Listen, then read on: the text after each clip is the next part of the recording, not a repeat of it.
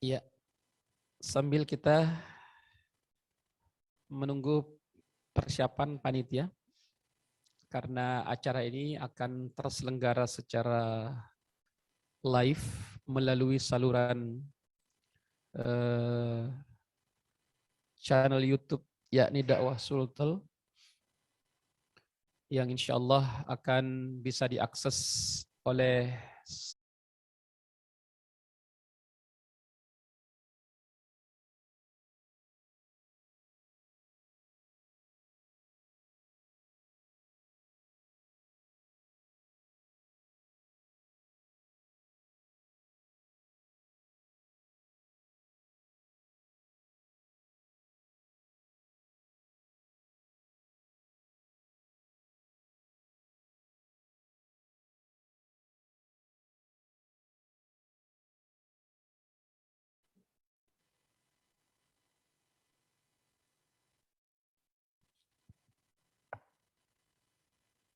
iya. Alhamdulillah di tempat acara juga para peserta tamu undangan telah mulai berdatangan dan mengisi ruang masjid ini, dan untuk itu kami ucapkan selamat datang kepada para tokoh, para ustadz, para alim ulama yang telah berkenan menghadiri undangan dari panitia penyelenggara dakwah Sulsel yang pada hari ini kita akan bersama dalam satu acara yakni eh, sebagaimana yang terpampang ya, dialog Muharram ya, dengan tema yang sangat apik berkaitan dengan momentum pada hari ini yakni ya hijrah, momentum menampakkan identitas Islam kafah. Di sini saya lupa.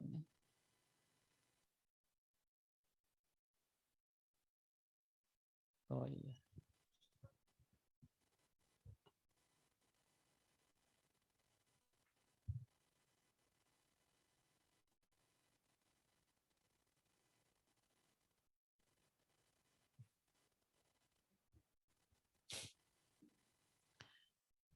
Baik.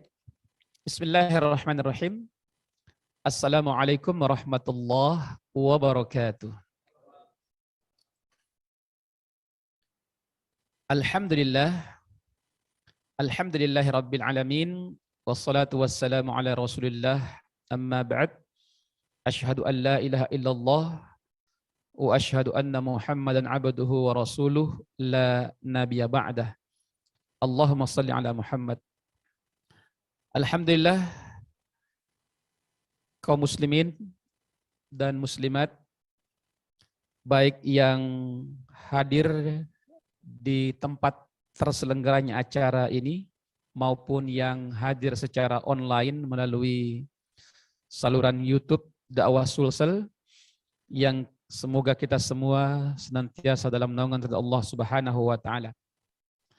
Alhamdulillah, kita bersyukur kepada Allah Subhanahu wa taala.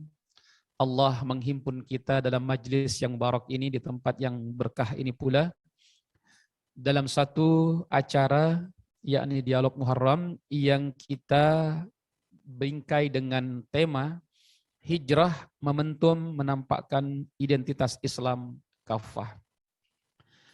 Mudah-mudahan insya Allah rangkaian acara ini berjalan dengan baik, dan tentu saja yang utama semoga seluruh rangkaian acara di dalamnya bermuatan ibadah di sisi Allah Subhanahu wa taala. Menyempurnakan rasa syukur kita kepada Allah, mari kita bersalawat kepada junjungan kita Nabi Allah Muhammad sallallahu alaihi wasallam. Uswatun hasanah rahmatan lil alamin, yang kita cintai karena Allah Subhanahu wa taala sebagai konsekuensi dari syahadatain yang kita ikrarkan. Dan pada hari ini dalam bingkai acara ini juga tentu tidak lepas dengan sosok beliau sallallahu alaihi wasallam, bahwa hijrahnya beliau bersama para sahabat tercinta meninggalkan kota Mekah menuju Madinah Al-Munawwarah itu sangat erat kaitannya dengan momentum acara kita pada hari ini. Alhamdulillah, sebelum saya menyapa para peserta tamu undangan, terlebih dahulu saya ingin menyampaikan ucapan jazakumullah khairan katsira kepada para narasumber kita di acara kali ini, yang insya Allah yang akan mengisi secara online. Ada 2 orang narasumber yang Masya Allah telah berkenan memenuhi undangan panitia, yakni yang pertama adalah Bapak Dr. Muhammad Daming, KMAG. Kami hendak menyapa beliau lewat forum Zoom. Assalamualaikum warahmatullahi wabarakatuh.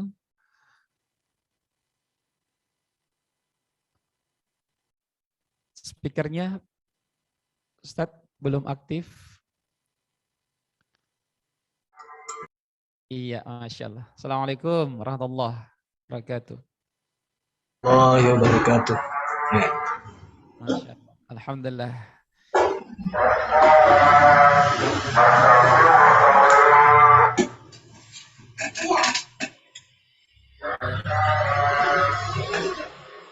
Gangguan.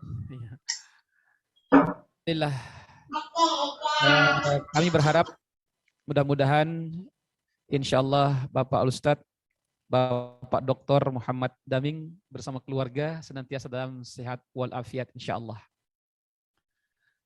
Baik pemirsa yang ada di rumah dan juga para tamu undangan, para tokoh yang hadir dalam majelis yang mubarak ini, narasumber kita yang kedua yang insya Allah akan menyajikan kita materi secara online, yakni Bapak Al-Ustadz Dr. Haji Budi Mulyana, SIP MSI. Saya ingin menyapa beliau. Assalamualaikum warahmatullahi wabarakatuh. Bapak Dr. Mulyana. Assalamualaikum warahmatullahi wabarakatuh. Masya Allah. Bagaimana kabar, Ustaz? Alhamdulillah sehat, insyaallah. Masya Allah. Alhamdulillah. Itu harapan kita bersama dan Ya. juga para tamu undangan di sini. Mudah-mudahan Ustadz bersama keluarga dan juga handai taulan semoga senantiasa dalam naungan dari Allah Subhanahu wa taala. Amin. Alhamdulillah. Baik. Di majelis kita ini secara offline di tempat terselenggaranya acara telah hadir pula 2 narasumber kita. Yang langsung saja saya akan undang beliau berdua. Yang pertama adalah Al-Ustadz Insinyur Mursalin Abu Rifqi. Fadhal Ustadz, kami persilakan untuk mengambil posisi di sebelah kanan saya. Iya, fadhal Ustadz.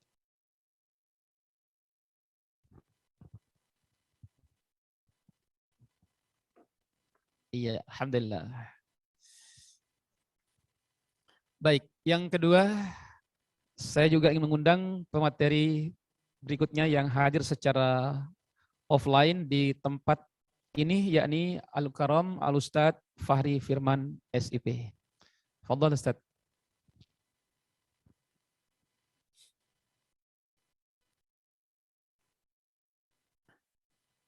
Iya, alhamdulillah.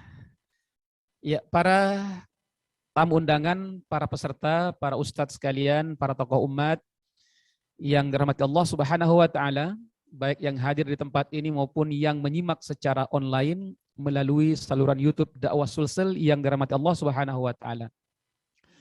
Jadi dialog Muharram kita pada hari ini mengangkat tema hijrah momentum menampakkan identitas Islam kafah.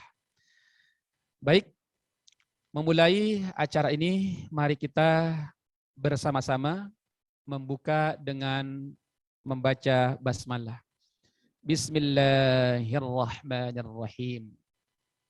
Hadirin wal hadirat yang dirahmati Allah Subhanahu wa taala, demi menambah keberkahan acara kita pada hari ini, saya secara khusus ingin mengajak kepada para peserta yang hadir di sini maupun yang ada di rumah, mari kita bersama-sama meraih berkah dari membaca surah Al-Fatihah sebagai bagian rangkaian acara kita, khususnya di awal tahun baru 1444 Hijriah. Mari kita secara bersama-sama membaca suratul Fatihah. أعوذ بالله من الشيطان الرجيم بسم الله الرحمن الرحيم الحمد لله رب العالمين الرحمن الرحيم مالك يوم الدين إياك نعبد وإياك نستعين اهدنا الصراط المستقيم صراط الذين أنعمت عليهم غير المغضوب عليهم ولا الضالين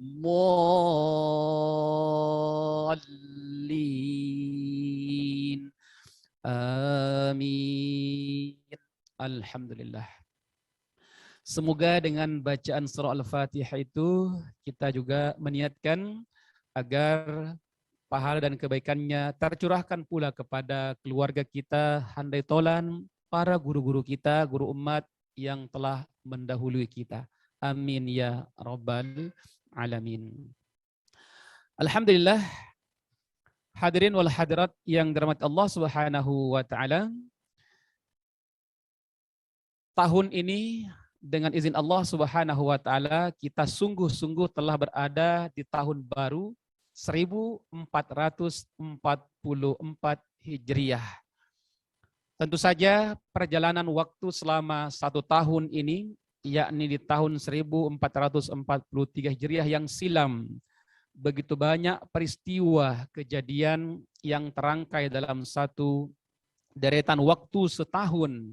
Di sana ada masalah ekonomi, masalah politik, sosial, budaya, pendidikan, kesehatan.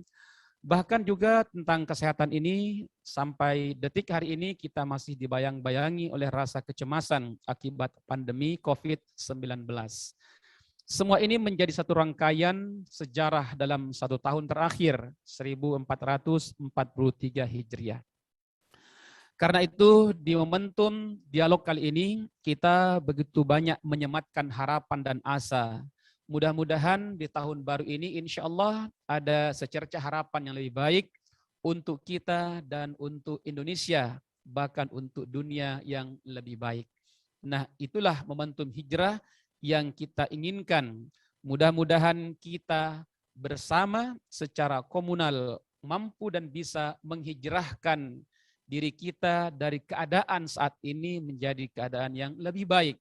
Tentu saja dengan Islam kafah, insya Allah. Nah, untuk itu mengulas tema kita yang sangat apik ini, maka bersama kita sebagaimana yang telah kami perkenalkan tadi, telah membersamai kita 4 orang guru kita, ya, guru umat yang 2 alhamdulillah hadir bersama kami di tempat ini secara offline, kanan dan kiri kami, dan juga secara online alhamdulillah juga membersamai kita dari jarak yang jauh di sana. Tapi insya Allah itu tidak akan mengurangi nilai dan bobot dari pertemuan kita pada kali ini. Baik, menghargai waktu yang terus berjalan, kita langsung saja masuk pada rangkaian acara, yakni penyajian materi, yang insya Allah pertama akan disajikan oleh Al-Mukarram Al-Ustadz Insinyur Mursalin Abu Rifqi. Saya ingin menyapa dulu beliau. Ada mic-nya? Oh iya. Silakan Ustadz. Bisa dites dulu Ustadz mic-nya.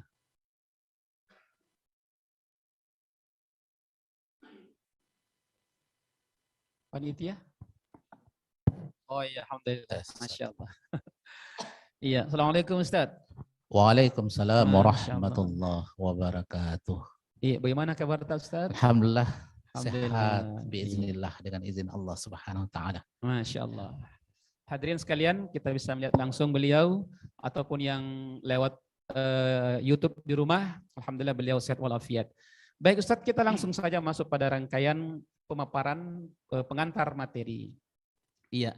Alhamdulillah panitia telah menitipkan satu tema kepada saya, topik yang diamanahkan kepada Ustadz untuk diulas nanti pada sesi diskusi lebih jauh, namun akan ada pengantarnya Ustadz, sekitar 10-15 menit insya Allah.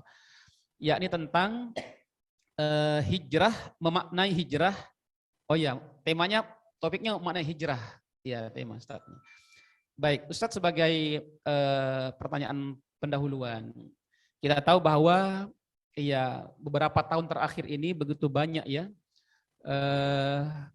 suatu fenomena yang sangat menggembirakan sebenarnya, yakni fenomena hijrah, banyaknya komunitas hijrah, baik itu dari sisi profesi mereka ataupun dari kalangan usia remaja misalnya, banyak sekali kelompok-kelompok hijrah yang menginspirasi ya banyak kalangan. Misalnya ada masyarakat tanpa riba, di mana mereka ini ya sebagiannya atau bahkan mungkin kebanyakannya dulu mereka adalah para pelaku-pelaku riba. Namun dengan izin Allah mendapat hidayah, mereka meninggalkan riba. Nah, dan juga dari kalangan misalnya yang sebelumnya orang perorangan misalnya yang dulunya gemar mengumbar aurat, berpakaian serba vulgar, namun dengan hidayah Allah Subhanahu wa taala mereka sekarang berhijrah dengan berhijab. Nah, pertanyaan saya Ustaz, kira-kira bagaimana ini bisa kita memaknai makna hijrah yang sesungguhnya? Silakan Ustaz. Baik, terima kasih. Assalamualaikum warahmatullahi wabarakatuh. Waalaikumsalam warahmatullahi wabarakatuh. Alhamdulillahilladzi an'ama alaina bil iman wal islam. Wassalatu wassalamu ala sayyidil mursalin wa imamil muttaqin wa ala alihi wa sahbihi wa man wala ma ba'd. Alhamdulillah, yang pertama ya kita bersyukur kepada Allah Subhanahu wa taala atas nikmat dan karunia yang tercurah kepada kita semua di pagi hari yang cerah ini, bil khusus nikmat sehat, kesempatan, kekuatan, nikmat kehidupan, dan terlebih lagi nikmat iman dan nikmat Islam yang merupakan anugerah nikmat terbesar dari seluruh nikmat-nikmat yang Allah curahkan kepada kita semua. Salawat dan salam tidak lupa kita aturkan kepada junjungan kita Nabiullah besar Rasulullah Muhammad sallallahu alaihi wasallam. Nabi yang telah diutus oleh Allah Subhanahu wa taala dengan membawa hidayah ad-dinul Islam ini untuk menyelamatkan umat manusia dari kehancuran ya. Jadi baik terkait dengan fenomena ya yang kita saksikan hari ini di tengah-tengah kehidupan kita yang di satu sisi ya kita bisa katakan bahwasanya kehidupan ini semakin sekularistik ya akibat dahsyatnya derasnya gempuran budaya pemikiran-pemikiran di luar Islam khususnya dari Barat ya. Tapi di sisi lain kita melihat satu fenomena bahwa ada masyarakat, ada kaum muslimin yang kemudian tergugah kesadarannya untuk kemudian mereka melakukan hijrah. Jadi sekarang ini kita atau di masyarakat kita hijrah itu lebih dimaknai pada aspek orang yang tadinya punya satu kebiasaan perilaku yang mungkin kita katakan tidak sejalan dengan Islam, kemudian mereka dengan masuknya hidayah melalui dakwah, mereka kemudian berubah menjadi pribadi-pribadi yang mengkaji Islam, memahami Islam, dan kemudian mencoba untuk bagaimana mengaktualisasikan, merealisasikan Islam dalam kehidupan mereka, dan mereka rela meninggalkan kebiasaan lamanya, profesi lamanya kepada kebiasaan baru yang sejalan sesuai dengan Islam yang diridhoi oleh Allah Subhanahu wa taala. Nah, dalam konteks ini inilah hijrah yang kita maknai seperti yang disampaikan oleh seorang ulama yang bernama Izzuddin bin Abdissalam ya. Izzuddin bin Abdissalam ya. Beliau mengatakan bahwa hijrah itu ada dua macam, al-hijratu hijratani. Jadi hijrah itu ada dua macam ya. Yang pertama beliau mengatakan al-hijratul auton. Jadi hijrah berpindah ke negeri yang lain. Ya. Yang kedua al-hijratu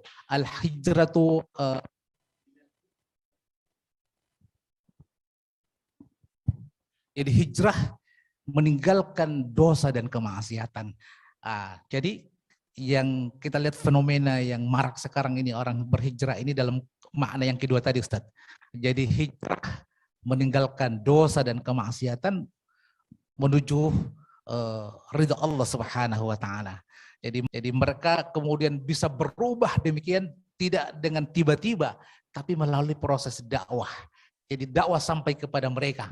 Ya, dakwah sampai kepada mereka sehingga tergugah pikiran, kesadaran mereka, dan itulah Allah berikan hidayah untuk kemudian mereka meninggalkan kebiasaan-kebiasaan lamanya, profesi lamanya, pekerjaan lamanya, untuk kemudian mereka melakukan pekerjaan-pekerjaan, kebiasaan-kebiasaan baru yang diridhoi oleh Allah Subhanahu wa taala. Saya kira ini fenomena yang sangat menarik, dan ini dipengaruhi oleh dakwah yang kemudian masuk di tengah-tengah umat, dan disinilah kita melihat betapa pentingnya peran dakwah sehingga kemudian hidayah itu bisa masuk menembus hati-hati kaum muslimin sehingga mereka sanggup meninggalkan dosa dan kemaksiatan untuk kemudian mereka hijrah menjalankan apa yang diperintahkan oleh Allah Subhanahu wa taala, apa yang diridhoi oleh Allah Subhanahu wa taala.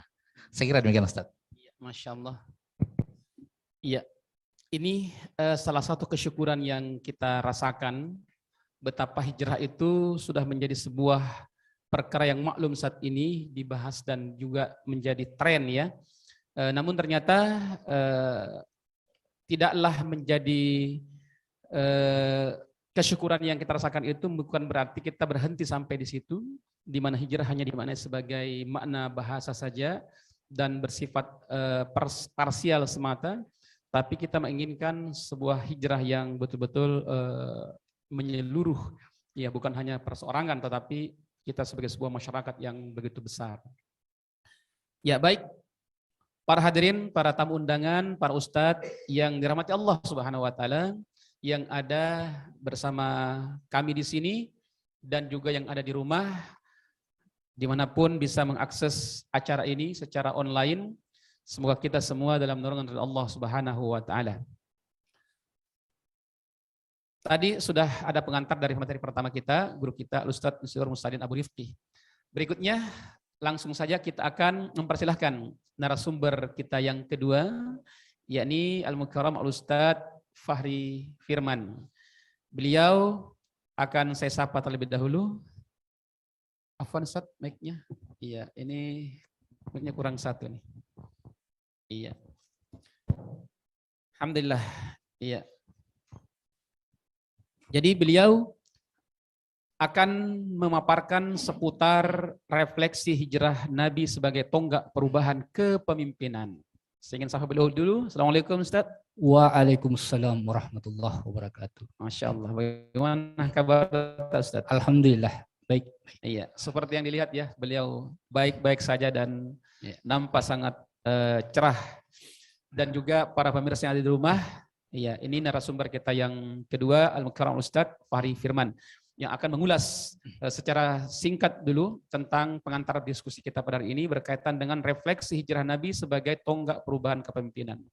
Baik Ustadz, saya ingin mendahului dengan sebuah pertanyaan yang mungkin berkorelasi nanti dengan materi Ustadz. Baik. Bahwa hijrah yang dilakukan Rasulullah SAW, ya, bagaimanapun tidak bisa kita lepaskan kaitannya dengan sosok beliau sebagai seorang pemimpin pada akhirnya di Madinah. Iya. Nah, bagaimana kira-kira mentransformasikan hijrah Rasulullah itu dengan konteks kekinian? Silakan Ustaz. Baik. Bismillahirrahmanirrahim. Innal hamdalillah nahmaduhu wa nasta'inuhu wa nastaghfir wa na'udzu billahi min shururi anfusina wa min sayyiati a'malina. May yahdihillahu fala mudilla lahu wa may yudlil fala hadiya lahu. Asyhadu an la ilaha illallah wahdahu la syarikalah wa asyhadu anna Muhammadan abduhu wa rasuluhu. Allahumma salli ala Muhammad wa ala ali Muhammad fil alamin innaka Hamidum Majid. Hadirin peserta online dan offline dialog Muharram yang sama dirahmati oleh Allah Subhanahu wa taala. Peristiwa hijrah adalah sebuah peristiwa yang amat besar yang kemudian di situ terjadi perubahan, baik itu perubahan secara politik, sosial, ekonomi, dan seluruh aspek kehidupan. Kita harus banyak belajar dari peristiwa ini, dan salah satu yang sangat penting yakni adanya perubahan kepemimpinan, ya, perubahan kepemimpinan dari kepemimpinan sistem jahiliyah, ya, yang tradisional pada waktu itu menuju kepada sistem Islam yang menerapkan syariat Islam secara kafah. Nah, ini sesungguhnya adalah makna politis yang sangat penting untuk dijadikan momentum perubahan kaum muslimin, khususnya dalam hal qiyadah atau kepemimpinan. Nah, kalau kita ingin mentransformasikan nilai-nilai hijrah pada aspek politis dalam hal kepemimpinan ini untuk kondisi kekinian, saya pikir sangat relevan, ya, sangat pantas dan sangat mungkin untuk bisa kita lakukan. Karena mengapa? Apa yang dicontohkan oleh Rasulullah adalah model kepemimpinan yang bahkan menurut salah seorang cendekiawan Barat, Robert N. Bellah, beliau mengatakan bahwa ini sangat modern, sangat memenuhi unsur-unsur pembentukan kepemimpinan, bagaimana jalannya pemerintahan. Mungkin sedikit saya ingin mengarahkan sebelum kita melihat bagaimana mengambil hikmah di balik proses perubahan kepemimpinan itu. Kita tahu bahwa sebelum hijrahnya Rasulullah, bagaimana mengambil hikmah di balik proses perubahan kepemimpinan itu. Kita tahu bahwa sebelum hijrahnya Rasulullah Shallallahu Alaihi Wasallam bersama para sahabat, itu Madinah, ya, kota Madinah ketika itu disiapkan terlebih dahulu oleh salah seorang sahabat diutus oleh Rasulullah. Beliau adalah Mus'ab bin Umair. Jadi beliau menyiapkan kondisi masyarakat ketika itu untuk siap menerima dakwah Rasulullah. Mereka siap dipimpin dan mereka siap menerapkan sistem yang baru dan belum pernah mereka rasakan sebelumnya. Nah, ini yang beliau lakukan sebelum Rasulullah hijrah. Nah, sehingga ketika Rasulullah Shallallahu Alaihi Wasallam bersama para sahabat berhijrah, maka di situ kondisi masyarakat Madinah ketika itu betul-betul siap untuk diterapkan sistem Islam dan siap dipimpin oleh Rasulullah yang pada waktu itu beliau dikenal dengan pemimpin, ya, sebagai seorang pemimpin negara atau Raisud Daulah.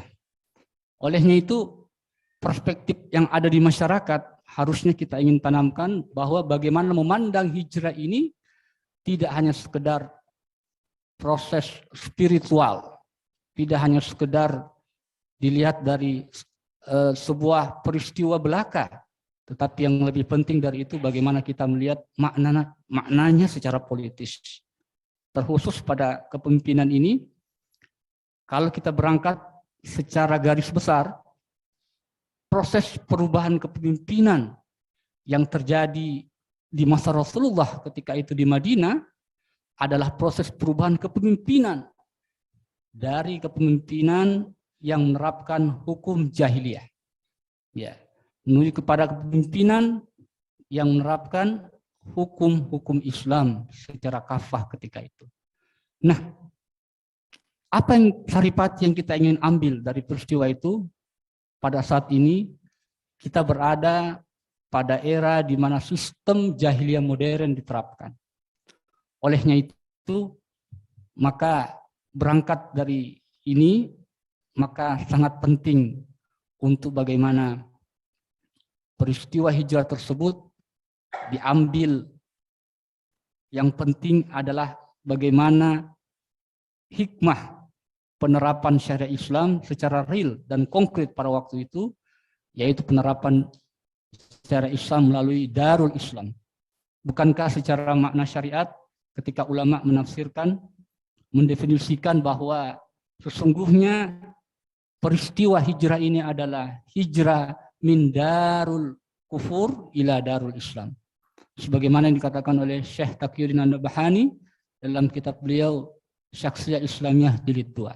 Nah, olehnya itu proses transformasi yang ingin kita lakukan adalah bagaimana merubah tatanan kepemimpinan pada hari ini, tatanan kepemimpinan jahiliyah yang kemudian menerapkan sekularisme yang bahkan radikal menuju kepada kepemimpinan dengan penerapan sistem Islam secara kafah. Nah, sehingga dari sini kita bisa semakin menjadikan negeri-negeri kaum muslimin, ya terkhusus Indonesia, semakin lebih baik, yang sebagaimana diharapkan menjadi sebuah negeri yang baldatun thayyibatun wa rabbun ghafur. Ya, insyaallah. Ya, mungkin seperti itu, Ustaz. Alhamdulillah.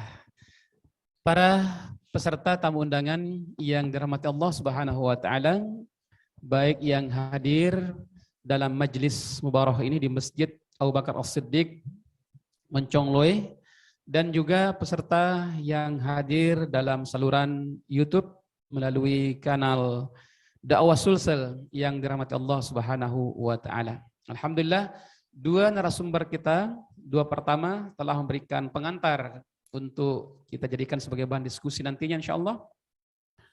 Yang kita berharap mudah-mudahan yang akan semakin membuat majelis kita semakin dinamis. Baik, para peserta yang dirahmati Allah Subhanahu wa taala, langsung saja kita akan mendengarkan pemaparan singkat dari narasumber kita yang ketiga. Ia akan membersamai kita dalam topik yang tidak kalah menariknya dengan sebelumnya. Ia bahkan sangat spesifik sekali, yakni tentang Rasulullah Sallallahu Alaihi Wasallam, teladan abadi kepemimpinan Islam. Topik ini akan dikupas oleh pemateri ketiga, yakni Al-Ustadz Dr. Budi Mulyana MSI. Saya ingin menyapa dulu beliau melalui saluran ya, via Zoom. Assalamualaikum Ustadz. Assalamualaikum warahmatullahi wabarakatuh. Masya Allah, alhamdulillah. Barakallah fiik Ustadz. Baik. Amin. Alhamdulillah panitia telah menitipkan satu bahasan yang spesifik untuk Ustadz berkaitan dengan Rasulullah Sallallahu Alaihi Wasallam, teladan abadi kepemimpinan Islam. Ya, sebagaimana kita telah rasakan akhir-akhir ini, ya banyak kita mendengarkan harapan-harapan besar dari umat akan hadirnya sosok pemimpin yang kuat, yang tangguh, penyayang, pengayom terhadap masyarakat. Ini menunjukkan betapa ya umat ini merindukan sosok atau figur pemimpin yang betul-betul diidamkan. Nah, berkaitan dengan perkara ini dalam momentum hijrah ini, nah kira-kira ini Ustaz, bagaimana relevansi antara hijrah Rasulullah, sosok beliau SAW dalam momentum hijrah ini dalam konteks kekinian kita menjawab kerinduan umat. Iya, silahkan Ustaz. Tafadhal. Ya, bismillahirrahmanirrahim. Assalamualaikum warahmatullahi wabarakatuh. Ibrahim fil alamin innaka hamidum majid. Alhamdulillah, terima kasih atas kesempatannya saya diundang untuk menghadiri sebuah forum dalam rangka memperingati momentum yang sangat penting tentunya. Mengapa penting? Karena momentum ini akan menjadi pengingat ya,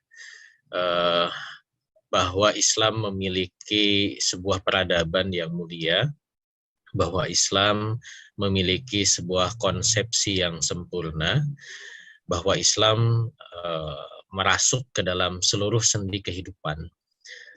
Mungkin kita melihatnya hanya sekedar pergeseran penanggalan ya dari Zulqaidah, dari Zulhijjah masuk ke Muharram ya, peringatan 1 Muharram. Tetapi di balik itu ternyata semestinya umat Islam memahami mengapa ada penanggalan Hijriyah, mengapa ada sesuatu sesuatu yang mungkin hanya dianggap sebagai hitungan administratif ya, penanggalan, tetapi penanggalan ini tidak lepas dari sejarah peradaban Islam. Baik, terkait dengan topik yang dimintakan saya berbicara sedikit terkait dengan Rasulullah SAW teladan abadi kepemimpinan Islam. Ya tentu sebagai seorang Muslim, di mana syahadah kita menjadi sesuatu yang mendasari keislaman kita, ya. Kita bersaksi la ilaha illallah, asyhadu an la ilaha illallah wa asyhadu anna Muhammadar Rasulullah. Ya. Bersaksi bahwa tiada ilah selain Allah dan Muhammad adalah utusan Allah. Sosok Muhammad utusan Allah, Muhammad Rasulullah, ini tidak hanya sekedar manusia yang biasa tentunya, manusia yang diutus oleh Allah Subhanahu wa taala untuk membawa risalah Islam, dan posisi kehadiran Rasulullah pun semestinya menjadi teladan ya di dalam kehidupan kita. Allah Subhanahu wa taala berfirman di dalam Quran surat Al-Ahzab ayat 21, A'udzubillahi minasyaitonirrajim, laqad kana lakum fi Rasulillahi uswatun hasanah. Al-ayat. Sudah ditegaskan oleh Allah bahwa pada diri Rasulullah itu ada uswah hasanah, ada suri teladan yang baik ya. Artinya sudah semestinya umat Islam itu menjadikan Rasulullah SAW sebagai teladan. Teladan dalam hal apa? Tentu dalam seluruh aspek kehidupan. Kenapa? Karena Islam yang dibawa oleh Rasulullah SAW, dia tibyan likulli syai', menjelaskan segala sesuatu. Dia mengatur sejak kita bangun sampai kita tidur. Bahkan ketika tidur pun ada aturan dalam Islam ya. Dia mengatur A to Z ya, dari A sampai Z gitu. Maka meneladani Rasulullah pun kita meneladani dalam seluruh sendi apa yang dicontohkan oleh Rasulullah. Karena di dalam Al-Quran juga ditegaskan wa ma atakumur rasul fahuduhu wa ma nahakum anhu fantahu. Jadi apa yang dibawa Rasul maka ikuti, apa yang dilarang maka kita tinggalkan. Cuman tentu dalam ta'asi bil af'al Rasul ya, meneladani apa yang dicontohkan oleh Rasul, di situ tentu ada kaidah-kaidah ya. Karena Islam ini kan tidak hanya bisa atau tidak boleh hanya dibaca secara tekstual ya. Ada kaidah, ada metodologi untuk memahami sebenarnya proses meneladani Rasulullah itu seperti apa. Ta'asi bil af'al Rasul itu seperti apa. Sehingga jangan sampai kita meneladani yang ternyata itu sesuatu yang khawas, ya, yang khusus hanya bagi Rasul. Misalkan Rasulullah SAW melanjutkan saum ya, tidak buka di maghrib, mewisolnya itu boleh bagi Rasul. Nah, kita tidak meneladani itu, atau Rasulullah SAW tidak menerima sedekah gitu ya, itu adalah kekhususan bagi Rasul. Atau Rasulullah SAW beristri lebih dari apa yang disebutkan di dalam Al-Quran bagi umat Islam ya. Nah, itu juga khawas Rasul. Nah, disinilah umat Islam perlu ilmu untuk bisa meneladani Rasulullah itu dalam praktikanya itu seperti apa. Nah, terlebih dalam persoalan kepemimpinan, saya sering melihat bahwa meneladani Rasul dalam konteks kepemimpinan itu hanya melihat dalam konteks personal ya. Kita dijelaskan tentang sifat Rasul, 4 sifat Rasul ya. Sidik, amanah, tabligh, fatonah. Biasanya kalau bicara tentang kepemimpinan Rasul itu yang diulas ya. Bagaimana seorang pemimpin itu harus sidik ya, harus jujur, kepemimpinan itu harus amanah ya. Kemudian kepemimpinan itu harus fatonah, memiliki kecerdasan, dan kepemimpinan itu harus tabligh. Dia harus menyampaikan risalah dengan apa adanya gitu. Tentu itu tidak keliru dalam pembahasan karakter kepemimpinan, namun kita melihat bahwa Islam ini kan sebuah mabda ya, sebuah hadarah, dia mazmu'ul mafahim anil hayah, merupakan kumpulan dari dari pemahaman-pemahaman tentang kehidupan gitu. Karena dia mabda, dia semisal ideologi, maka Islam itu sifatnya sistemik ya. Dia berupa sebuah nizam, sebuah sistem. Sehingga berbicara kepemimpinan pun kita harus berpikir tentang kepemimpinan dalam kerangka sistemik, bukan kepemimpinan hanya sekedar dalam kerangka personal gitu. Karena model kepemimpinan Islam yang dicontohkan oleh Rasulullah SAW dan kemudian dilanjutkan oleh para sahabat, Khulafaur Rasyidin, dan juga diteruskan oleh para khalifah setelahnya, itu adalah kepemimpinan dalam kerangka sistemik. Sosok pribadinya terbangun sebagaimana sosok pribadi Rasulullah SAW yang juga dicontoh oleh para sahabat setelahnya menjadi sosok pemimpin yang luar biasa karakternya ya, dan kita sangat merindukan pemimpin-pemimpin yang memiliki karakter semacam itu. Bagaimana dia ya tadi ya sidik amanah tabligh fatonah, tetapi di sisi lain kepemimpinan Islam itu adalah kepemimpinan yang menjadi mercusuar peradaban gitu. Bagaimana momentum hijrah ini, kalau kita bicara hijrah ya, pindahnya Rasulullah SAW dari Mekah ke Yasrib yang kemudian menjadi Madinatul Rasul, itu membangun sebuah peradaban, menjadi mercusuar. Tidak hanya Islam itu diterapkan di Yasrib yang menjadi Madinah, tetapi juga Islam meluas ke seluruh penjuru dunia. Islam menggedor peradaban-peradaban yang eksis pada saat itu. Tidak hanya setara, ya, tetapi bahkan bisa mengalahkan Persia, meluluh lantakkan Persia. Tidak hanya setara, tetapi bisa menggeser dominasi Romawi yang awalnya ada di Jazirah Arab, mereka sampai harus mundur kembali ke Eropa. Gitu. Itulah peradaban Islam yang dibangun dalam kepemimpinan Islam yang dicontohkan oleh Rasulullah Sallallahu Alaihi Wasallam. Makanya ini juga penting untuk dibahas bagaimana kepemimpinan Islam dalam kerangka sistemik. Nanti kalau bicara tentang kepemimpinan dalam sistem Islam, ini akan kuat korelasinya dengan model negara, dengan model pemerintahan, ya, dengan sistem pemerintahan yang ternyata Islam itu memiliki model yang khas gitu ya, yang kemudian para ulama menyebutnya sebagai khilafah. Khilafah sebagai li'asatun amatun, ya, kepemimpinan umum lil muslimin jami'ah, bagi seluruh umat Islam keseluruhan, seluruh dunia harus punya kepemimpinan yang satu. Yang dia itu punya tugas untuk menerapkan syariat Islam di dalam negeri, bahkan melakukan tugas untuk menyebarkan risalah Islam ke seluruh penjuru dunia. Karena Islam adalah agama dakwah, Islam harus menjadi agenda disampaikan oleh negara Islam itu ke seluruh penjuru dunia. Tidak boleh ada halang-halangan yang bisa menghalangi tersebar luasnya Islam. Makanya itulah fungsi negara pun menjadi melakukan aktivitas dakwah. Itulah fungsi kepemimpinan Islam dalam konteks yang lebih luas, konteks kenegaraan. Makanya kita saat ini bisa menyaksikan betapa peradaban Islam menjadi peradaban yang agung, Islam menjadi peradaban mulia, Islam menjadi barometer peradaban di dunia yang kemudian menjadi rujukan ya semua bangsa di dunia, termasuk salah satunya adalah peradaban atau penanggalan Hijriyah. Ya. Dulu ketika masa Islam, penanggalan dunia itu adalah penanggalan Hijriyah. Kita familiar dengan bulan-bulan Hijriyah. Kita terbiasa dengan penghitungan-penghitungan kalender Hijriyah. Tapi sekarang ketika peradaban Islam meredup bahkan melemah, maka kita menyaksikan ternyata peradaban lain menggantikannya. Maka disinilah penting momentum hijrah ini mengingatkan kita bahwa Islam adalah agama yang mulia, Rasulullah adalah teladan kita, membangkitkan kepemimpinan Islam adalah menjadikan Islam kembali menjadi mercusuar peradaban dunia. Mungkin itu sebagai pengantar. Wallahu a'lam bishawab. Ya, alhamdulillah, masya Allah. Jazakallah khairan Ustaz.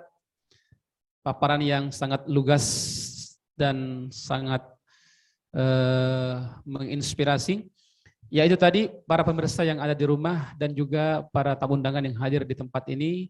Pemaparan dari narasumber kita yang ketiga, yakni Bapak Dr. Haji Budi Mulyana, MSI. Sebagai informasi bahwa beliau inilah seorang aktivis Beliau seorang akademisi, ya, seorang dosen di bidang hubungan internasional.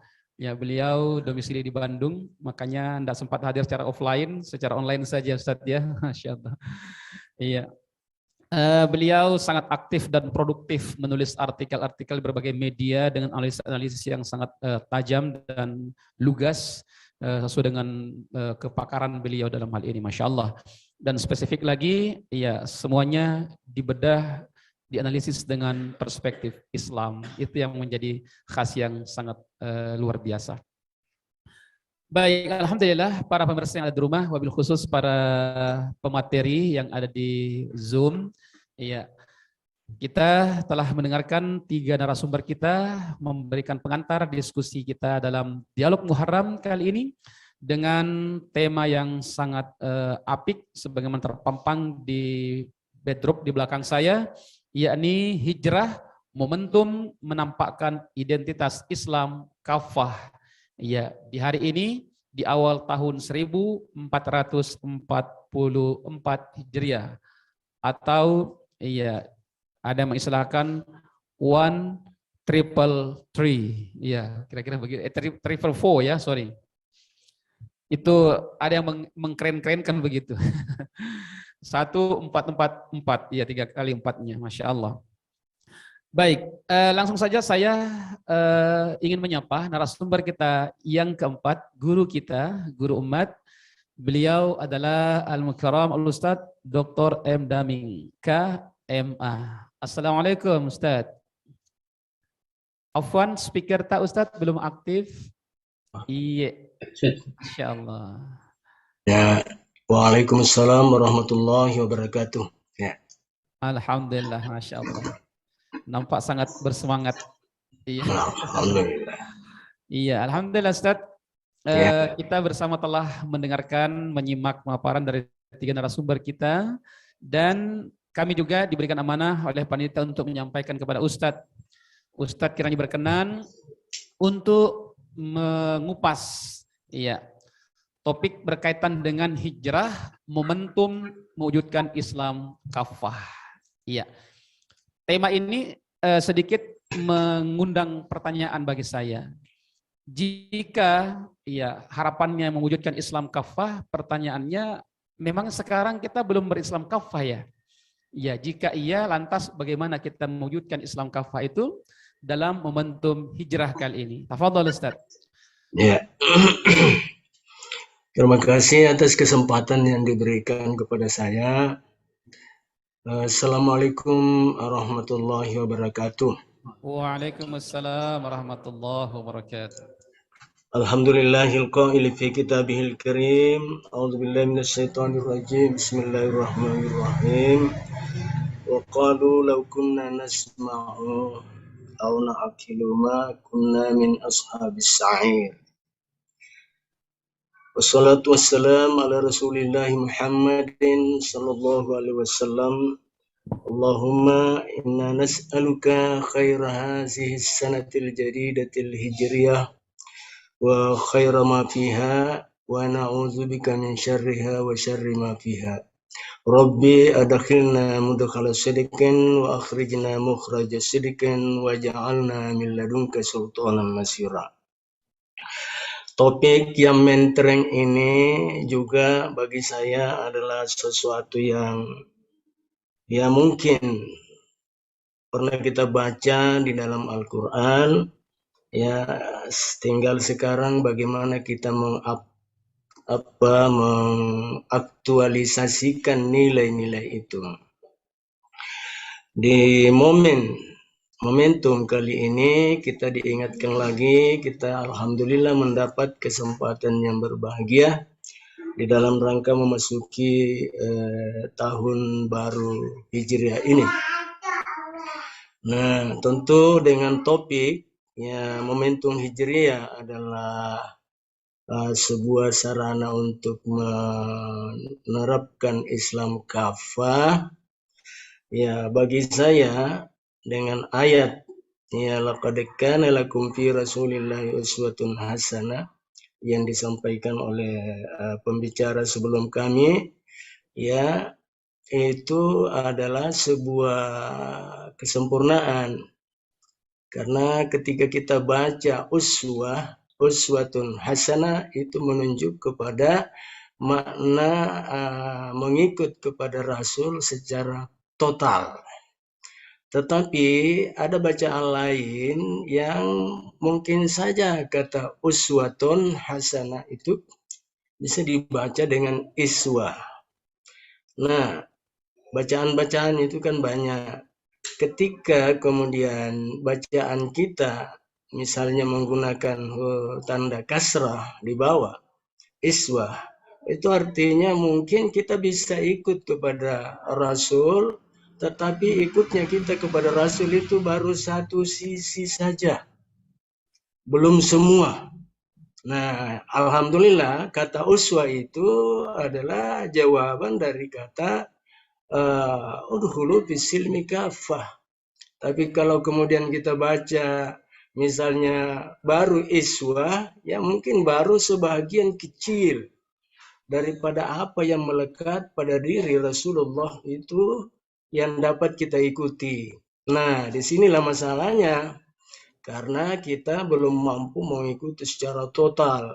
Mungkin ya baru sebagian kecil aja yang bisa kita lakukan. Mungkin cara duduknya, cara makannya, cara berpakaiannya, cara bersikap, ya tentu ini dapat dilihat dengan berbagai perspektif. Makanya ada namanya qudwah.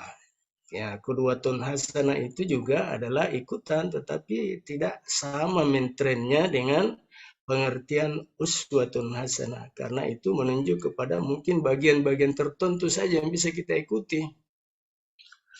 Kemudian yang kedua yang ingin saya sampaikan kepada kita semua ini, mengingatkan bahwa ada hal yang sama yang pernah dirasakan oleh Rasulullah Shallallahu Alaihi Wasallam dengan apa yang pernah dirasakan oleh Musa ya alaihissalam ketika bersama-sama dia berada dalam posisi terdesak. Ya, ketika Musa misalnya, ini juga perspektif lain untuk kafah ya. Jadi perspektif kisahnya Nabi Musa ketika beliau berhadapan ketika diusir diburu oleh pasukan Firaun, lalu kemudian dia baku ketemu ya baku lihat pandang-pandang begitu, lalu apa yang terjadi? Ya, pasukan Nabi Musa mengatakan, wah kita ini akan ditangkap oleh mereka. Lalu apa yang terjadi? Musa bilang, wah ini. Musa ini memang kita lihat saja di ayat yang menunjuk kepada Nabi Musa, terdapat pada surah yang ke-26 ayat ke-62. Sesungguhnya kami bersama dengan Tuhanku. Jadi saya ulangi, sesungguhnya saya, jadi bukan kata kami, sesungguhnya saya bersama dengan Tuhan saya. Ya inna ma'iya rabbi sayahdin. Yang menggunakan din itu baris di bawah juga. Ya sesungguhnya saya ya bersama dengan Tuhan saya dan dia akan menunjuki saya. Jadi tiga kata ini Ma'iya Rabbi sayahdini ini menunjukkan nampak sekali keakuan daripada Musa itu. Ya. Padahal ini sedang dia diburu oleh pasukan Firaun. Beda ketika Rasulullah Shallallahu Alaihi Wasallam berada pada Gua Hira, di mana beliau juga diburu oleh musuhnya, lalu kemudian musuhnya berada di bibir gua itu memandang masuk kepada Rasul. Ya, lalu kemudian di saat dia bersama dengan Abu Bakar, ya, dia mengatakan kepada sahabatnya, ya, la tahzan. ya innallaha ma'ana. Nah, gitu. Jangan kamu takut. Ya, jangan kamu bimbang karena Allah bersama dengan kita. Nah, ini. Jadi kata aku tadinya kepada periodisasi Nabi Musa, lalu kemudian Nabi Muhammad itu dia menggunakan ya kata ma'ana, bahwa menunjukkan bahwa sikap perjuangan Rasul itu tergambar pada ucapan, sikap, motorik perbuatannya beliau dengan selalu menggunakan kata nahnu. Nah, ya, jadi saya ingin menyampaikan bahwa ada dua hal yang berbeda. Di satu sisi Nabi Musa memang masih menonjol keakuannya, dan tetapi Rasulullah itu sudah tidak menonjol keakuannya. Namun pada akhirnya juga Nabi Musa ya meninggalkan keakuannya lalu memviralkan kekitaannya. Tapi itu terjadi setelah diinjeksi oleh Nabi Khidir, ya, bahwa setelah dia diinjeksi oleh Nabi Khidir untuk mengatasi keakuan, lalu berubah ya pandangannya menjadi ya pandangan yang sama dengan Nabi Muhammad. Iqra bismi rabbikal ladzi khalaq, khalaqal insana min 'alaq, ya, Iqra, bacalah dengan nama Tuhanmu, bukan lagi dengan nama dengan apa itu tadi, keakuan atau egonya. Dari kisah seperti yang kami sebutkan tadi itu, kami mengkaitkan salah satu firman Allah yang mengatakan bahwa memang ada dua akal. Ada dua akal manusia ya pada pribadi sang pemilik akal itu sendiri. Yang pertama, ada akal yang justru membimbing sang pemilik akal. Dia memiliki ilmu yang mendalam, lalu kemudian ilmu yang dia gunakan, ilmu yang dia punya itu dia gunakan untuk kemaslahatan. Tetapi ada juga orang yang memiliki akal, ilmunya mendalam juga, tetapi justru ilmunya itu dia gunakan untuk maksiat, bahkan menjadikan orang lain itu sebagai musuh yang harus dia musnahkan. Nah, mari kita lihat firman-Nya sampai ayat yang saya bacakan tadi, ya, pada surah Al-Mulk ayat 10, ya, sekiranya kami dulu mendengar, lalu kemudian menggunakan akal pikiran saya. Ya, akal pikiran ini termasuk orang yang mendapat ilmunya luas, tetapi kemudian dia gunakan ilmu yang luas itu, akal yang begitu luas, ilmu yang begitu luas itu hanya untuk menjadi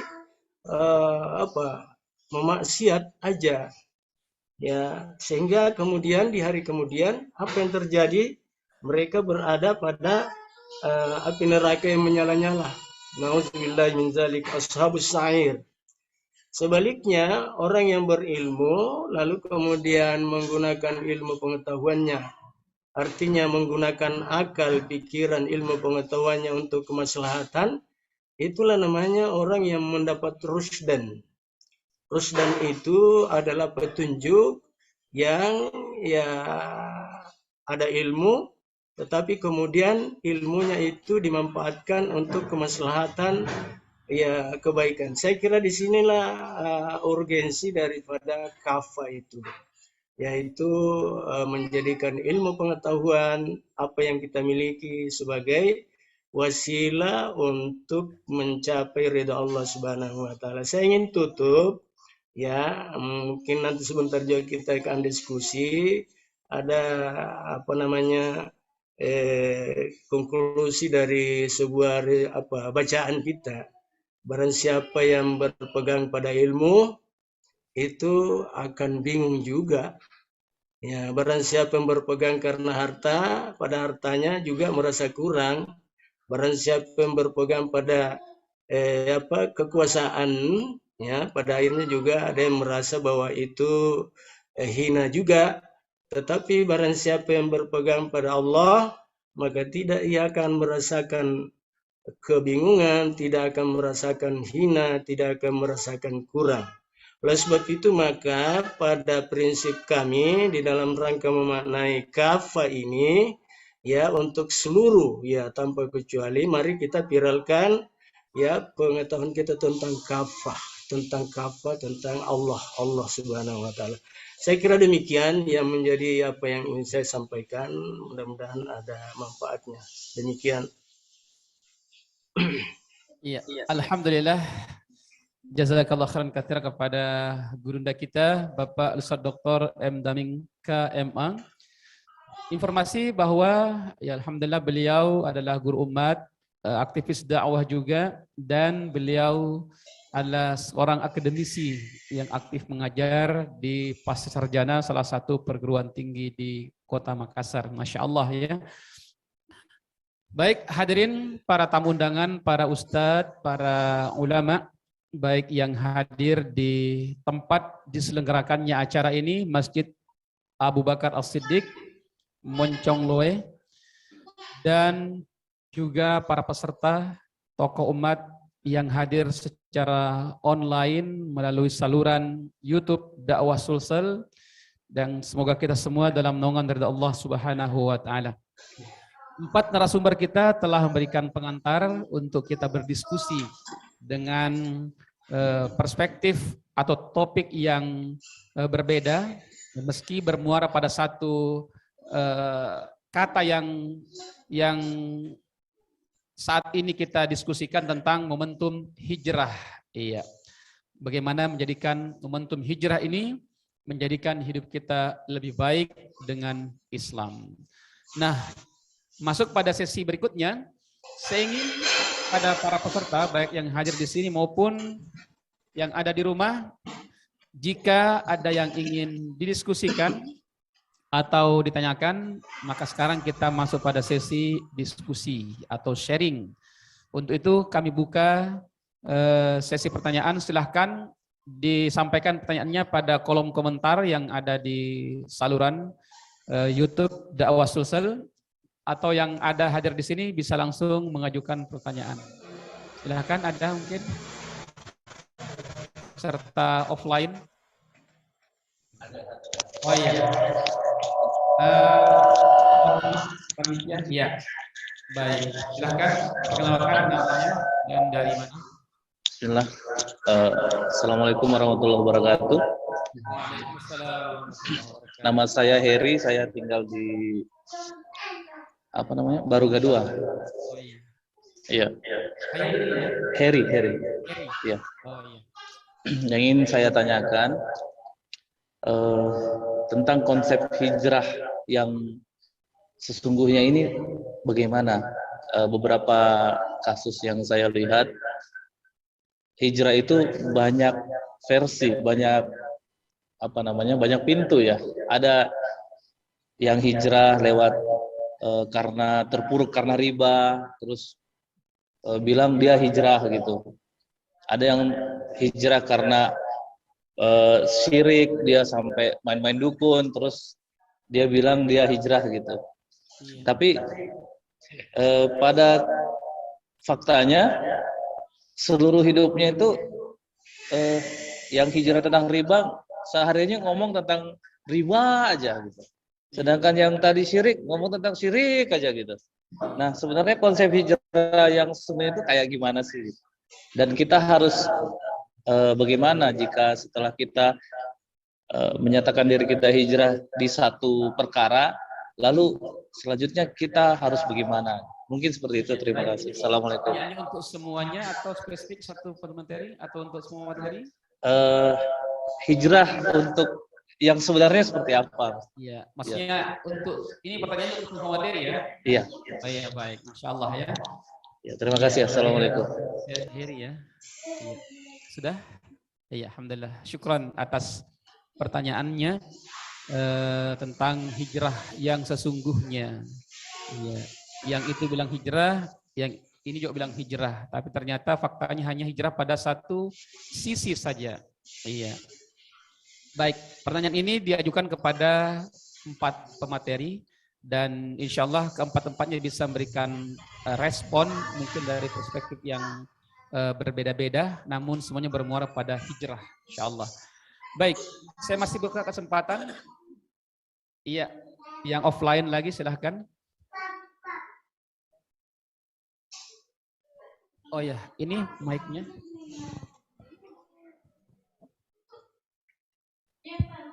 Baik, bismillahirrahmanirrahim. Assalamualaikum warahmatullahi wabarakatuh.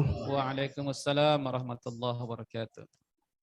Tadi mendengarkan materi yang disampaikan oleh pemateri, ada beberapa poin yang kemudian menjadi catatan kami. Yang pertama yang disampaikan tadi bahwa hijrah... Afwan, bisa dikenalkan dulu namanya agar pemirsa dan juga sini bisa tahu. Baik, nama saya Hidayat Iya. Amrullah. Iya. Baik, saya lanjut. Tadi sempat disampaikan bahwa hijrah yang dilakukan oleh Rasulullah SAW berikut para sahabat beliau. Kalau kita mau lihat perspektif yang jauh lebih lebar, maka hijrah tersebut sesungguhnya hijrah dari Darul Kufur ilal Darul Islam. Kemudian juga tadi disampaikan bahwa sebelum peristiwa hijrah itu sesungguhnya Rasulullah SAW telah mempersiapkan tempat hijrah itu dengan diutusnya salah seorang sahabat yang tadi disebutkan bernama Mus'ab bin Umair. Nah, yang menjadi pertanyaan kami, Madinah itu kan ketika ditempati sebagai tempat hijrah, maka Madinah itu menjadi tempat yang sangat berkah. Banyak sekali kebaikan di dalamnya, sehingga sebagai seorang muslim, tentu kita sangat mengharapkan bahwa negeri kita yang tercinta ini juga menjadi tempat yang mendapatkan kebaikan tersebut. Dan untuk mendapatkan kebaikan tersebut, tentu harus kita persiapkan sebagaimana Nabi SAW juga mempersiapkan Madinah sebagai tempat hijrah. Nah, pertanyaan saya adalah, apa yang perlu kita siapkan agar negeri kita bisa menjadi tempat hijrah sesuai dengan definisi yang di awal tadi, dan kita bisa mendapatkan keberkahan yang luar biasa sebagaimana Madinah Al-Munawwarah. Baik, saya kira begitu. Terima kasih. Alhamdulillah, insyaallah. Mudah-mudahan keempat pemateri sekira saya sudah mencatat ya apa yang perlu kita siapkan khususnya di negeri kita tercinta ini agar kira-kira bisa menjadi seperti Madinah, negeri yang mendapatkan begitu banyak kebaikan. Ya, baik. Satu lagi saya kira untuk sesi pertama ini saya menginginkan 3 penanya. Coba saya lihat dulu di kolom komentar, mungkin ada pertanyaan secara online masuk.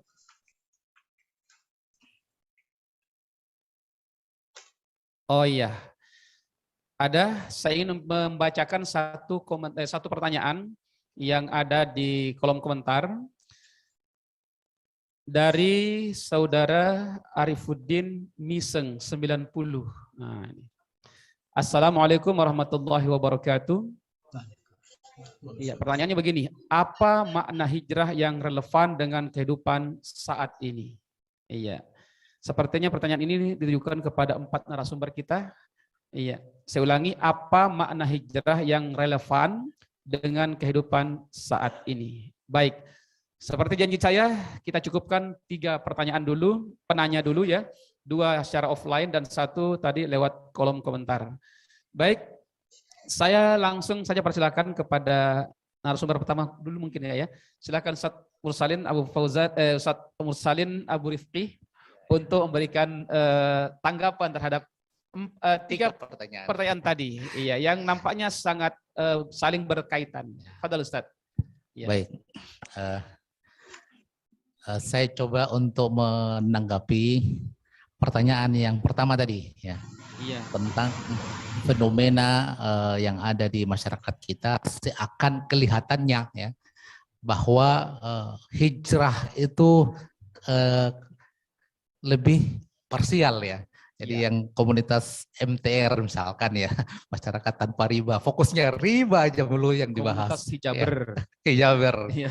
ya hijaber ya, kemudian Ya. artis-artis yang kemudian berhijrah, kemudian meninggalkan pekerjaan lamanya kepada pekerjaan yang baru yang sejalan dengan Islam. Jadi kita harus melihatnya, kita harus objektif ya, realistis melihat persoalan ini, bahwa yang pertama bahwa spirit semangat mereka hijrah dalam konteks individual tadi itu kita harus support ya. Itu sesuatu yang mesti di-support, itu sesuatu yang sejalan dengan sesuatu yang diinginkan oleh Allah Subhanahu wa taala sebagai pribadi, bahwa kita harus selalu berupaya dalam kehidupan kita lebih baik dari yang kemarin ya. Jadi seperti sabda Nabi Rasulullah bersabda, al-muhajiru man hajara ma nahallahu anhu. Jadi orang yang berhijrah. Jadi orang yang hijrah itu adalah orang yang meninggalkan apa yang dilarang oleh Allah Subhanahu wa taala. Jadi secara personal, secara individu ya kita punya kewajiban untuk meninggalkan apa yang dilarang oleh Allah Subhanahu wa taala. Tetapi ini dalam konteks personal ya, secara pribadi, secara personal kita punya kewajiban untuk kemudian terus memperbaiki diri kita lebih baik dari hari ke hari ya. Ya, bagaimana aktivitas kita, perbuatan kita sejalan dengan perintah-perintah dan larangan Allah Subhanahu wa taala. Karena sejatinya seorang muslim itu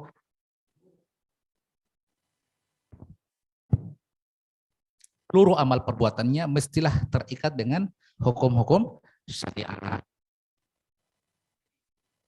Bahwa itu sesuatu yang kabar baik dan kita mesti support, walaupun memang itu belumlah kemudian bisa kita katakan bahwa sudah dalam konteks hijrah seperti yang pernah dipraktekkan oleh baginda Rasulullah Muhammad SAW. Jadi itu dalam konteks tadi yang kita maknai secara logoh, secara bahasa. Jadi al-intiqal min halin ila halin. Jadi berpindah dari satu keadaan yang buruk kepada keadaan yang lebih baik. Jadi itu sesuatu yang kita harus support ya, sesuatu yang baik, tetapi belumlah kemudian menunjukkan makna hijrah yang totalitas ya. Karena tadi makna hijrah kan ada dua, secara logo, secara istilah ya. Jadi secara istilah tadi yaitu al-khuruj min daril kufrin ila daril Islam. Jadi keluar meninggalkan satu negeri yang menerapkan sistem kufur, keamanan bawah keamanan kaum muslimin, menuju negeri yang siap menerima Islam, kepemimpinan Islam ya. Seperti yang dipraktikkan oleh baginda Rasulullah ya, hijrah dari Makkah ke Madinah. Jadi saya kira untuk yang penanya pertama seperti itu. Jadi itu Ustaz secara personal itu kita mesti support ya. Ya, karena banyak di tengah kehidupan kita yang sekularistik itu banyak orang yang bergelimang dengan dosa dan kemaksiatan. Jadi inilah pentingnya dakwah. Jadi orang dapat hidayah itu ketika dakwah masuk kepada dirinya, kan begitu. Dan inilah kewajiban kita semua. Kita yang punya peran penting untuk bagaimana kita melakukan dakwah di tengah-tengah umat untuk merubah pemikiran, perasaan umat dari pemikiran-pemikiran yang tidak Islam, perasaan-perasaan yang tidak Islam menjadi pemikiran dan perasaan Islam. Dan nanti ke depannya kita juga dakwah bagaimana sistemnya sekuler nanti berubah menjadi sistem yang sejalan yang diturunkan oleh Allah Subhanahu wa taala. Ya, saya kira demikian dari saya. Oh iya. Cukup Ustaz? Oh ya, Masya Allah. Tadi saya ingin menegur agar mic-nya di bagian bawah, bukan mencukupkan ini ya. Iya. Afwan ya, tapi cukup Ustaz ya. Oh ya, Masya Allah. Alhamdulillah. Iya, baik. Itu pertanyaan respon dari narasumber kita yang pertama yang Masya Allah, yang intinya hijrah dari para kalangan, baik para remaja ataupun semua kalangan ya, para eksekutif misalnya, ya kita apresiasi mereka, Masya Allah. Namun perlu dijelaskan bahwa lebih komprehensif lagi insya Allah. Baik, langsung saja kepada materi yang kedua. Pak Ustadz Fahri Firman mungkin langsung sudah dicatat pertanyaan Ustaz? Iya. Fadhal Ustaz memberikan respon. Iya. Iya, terima kasih atas pertanyaan. Saya fokus ke pertanyaan tentang persiapan apa ya yang kita harus persiapkan ketika kita ingin betul-betul hijrah itu adalah hijrah yang terjadi dengan proses yang tidak simsalabim ya. Kemudian tiba-tiba terjadi perubahan sistem, tetapi butuh sebuah proses yang dimana proses ini membutuhkan pengorbanan dan kesabaran. Nah, para peserta yang sangat dirahmati oleh Allah Subhanahu wa taala. Jadi kalau kita lihat tipikal masyarakat Madinah pada waktu itu adalah masyarakat yang dipimpin oleh kabilah, atau dengan istilah lain mereka dipimpin oleh para panglima dan kepala suku atau kepala kabilah. Nah, ketika sahabat Rasul yang diutus secara khusus, bahkan beliau adalah seorang anak muda, ya, pemuda yang begitu luar biasa, punya semangat dan keinginan untuk bagaimana merubah kondisi masyarakat yang jahiliyah menuju kepada Islam. Dan ini bukan tugas yang mudah bagi seorang pemuda yang mereka itu berada di masa-masa masa-masa romantis ya, masa-masa mereka harus menghabiskan waktu, tetapi betul-betul mereka itu bagaimana mewakafkan seluruh hidupnya untuk dakwah. Nah, apa yang dilakukan oleh sahabat Mus'ab bin Umair ketika itu begitu luar biasa. Beliau mendatangi beberapa kepala kabilah ketika itu, menawarkan Islam, menyampaikan Islam, bahwa Islam adalah ajaran yang sempurna, ajaran yang mampu memberikan solusi yang menyeluruh terhadap persoalan hidup mereka. Mereka datangi, bahkan saking luar biasanya beliau sehingga opini ketika itu yang berkembang, wa'yul am, kesadaran umum akan pentingnya Islam itu menjadi begitu besar, sehingga mereka antusias untuk sesegera mungkin untuk penerapan syariat Islam secara kafah ketika itu. Dan pintarnya di sini Mus'ab bin Umair, dia mendatangi kepala kabilah itu. Nah, sehingga kepala kabilah yang kemudian tersadarkan pada akhirnya menyampaikan kepada para pengikutnya. Dan ini dakwah yang sangat efektif. Nah, olehnya itu kalau kita ingin mengangkat itu atau ingin kita mencontohi itu, nah ini sangat bisa sekali untuk kita lakukan, apalagi di sekarang perkembangan ini ya, komunikasi begitu pesat, begitu mudah, kita bisa mengakses informasi begitu cepat.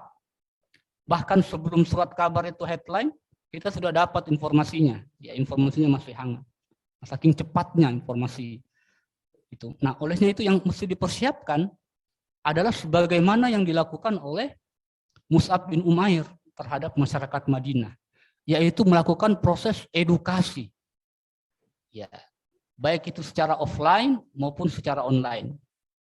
Begitu banyak acara-acara yang bisa kita saksikan sekarang, apakah itu berupa podcast ya, atau seminar secara online, atau kuliah online dan lain sebagainya. Itu yang harus diperbanyak. Nah, itu jumlahnya harus diperbanyak di mana-mana. Setiap kita punya kesempatan, punya dana, punya keinginan yang kuat, kreativitas, maka lakukan itu. Sehingga opini itu ada di mana-mana. Dan orang mendengar bahwa hijrah itu harus seperti ini. Harus totalitas, tidak parsial. Maka pada akhirnya dengan opini yang semakin berkembang itu, ya tentu kita sampaikan dengan cara yang bijak, dengan menghadirkan sejumlah fakta. Ketika kita tidak hijrah, maka kerusakan akan tetap terjadi di mana-mana. Nah, olehnya itu kita harus untuk mengedukasi sedemikian rupa. Itu dengan bahasa masing-masing audiens kita. Ketika kita datang ke anak muda dengan bahasa anak muda, bahasa remaja dengan bahasa remaja, ke orang tua begitu pula. Dan tentu ada juga di antara kita yang khusus mendatangi orang-orang yang memiliki solahiyah, kewenangan dalam hal kekuasaan. Nah, ini juga efektif, sangat efektif. Sehingga dakwah itu akan semakin diketahui baik dari top down ya, kemudian dari bawah juga grassroots, akar rumput tahu bahwa pentingnya hijrah itu tidak hanya sekedar sebagai sebuah peristiwa seremonial kita peringati saja, tapi bagaimana betul-betul kita ingin terapkan, kita ingin ganti, kita ingin rubah kepemimpinan dan sistem ini ya dengan Islam. Karena kita sangat memahami bahwa hanya Islamlah agama dengan satu paket yang komplit. Sebagai sebuah ajaran spiritual dan kemudian ajaran yang sangat ideologis. Ya, yang mampu berubah sebuah keadaan dari keadaan yang tidak baik menjadi lebih baik. Ya, tentu dengan Islam yang bersumber dari zat yang maha baik, yaitu Allah Subhanahu wa taala. Wallahu a'lam. Iya, alhamdulillah.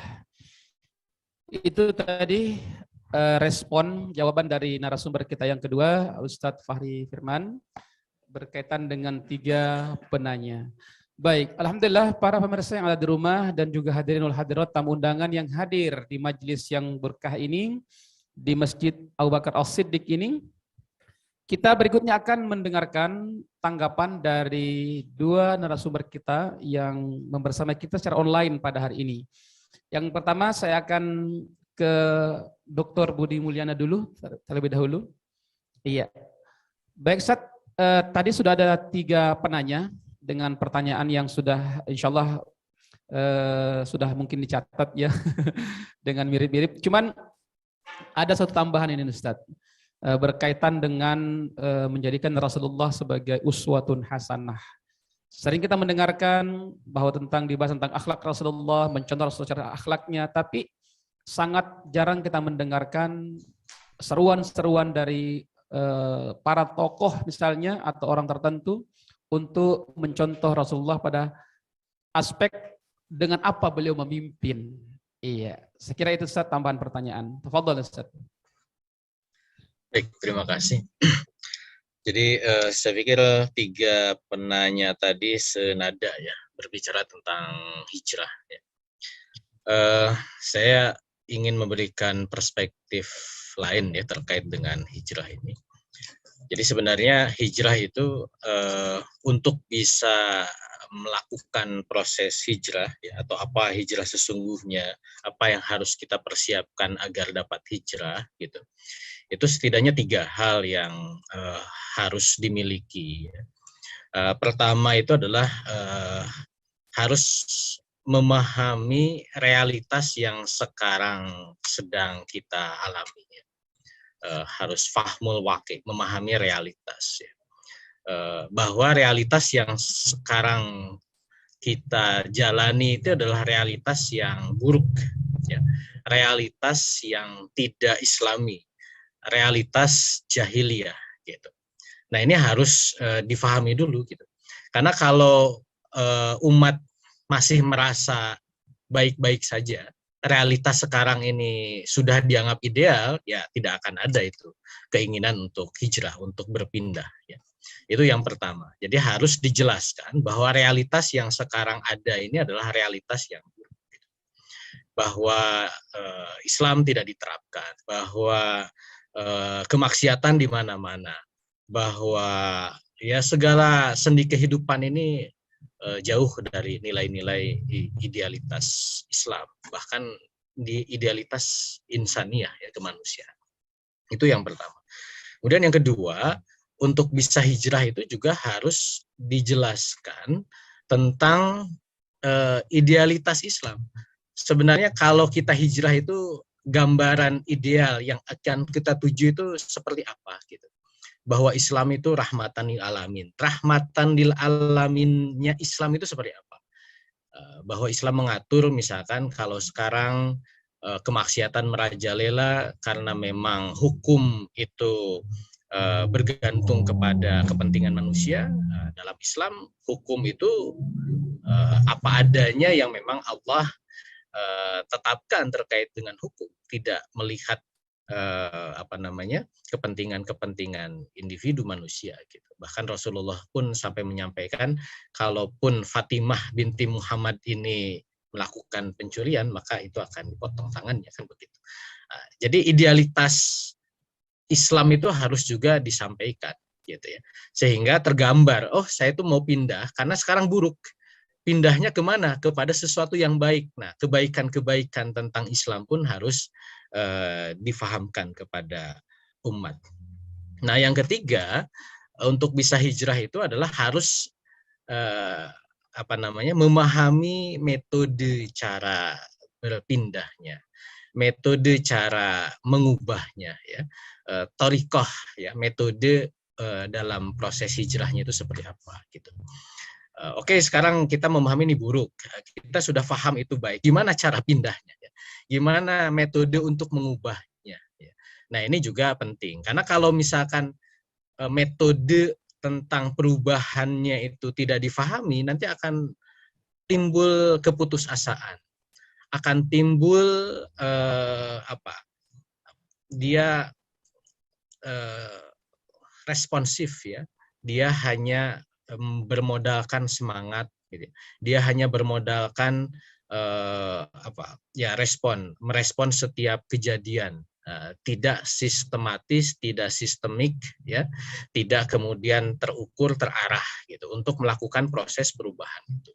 Bahkan dia mungkin trial and error, ya, uji coba pakai metode ini, coba pakai metode ini, menganggap ini hanya sekadar persoalan akhlak, menganggap ini hanya sekadar persoalan maslahiyat, gitu ya, mencoba metode yang dicontohkan oleh Barat, mengubah Islam dengan metode demokrasi misalkan, gitu. Maka yang ketiga ini juga penting untuk difahamkan. Kesimpulannya dari ketiga hal ini, maka penting kita itu menelaah syirah Rasulullah Sallallahu Alaihi Wasallam, ya. Bagaimana kemudian Rasulullah Sallallahu Alaihi Wasallam pun melakukan 3 langkah ini. Ya, pertama, kalau kita lihat misalkan, ya, ketika Rasulullah dakwah di Mekah itu menjelaskan keburukan-keburukan yang dijalankan oleh masyarakat jahiliyah Arab, gitu ya.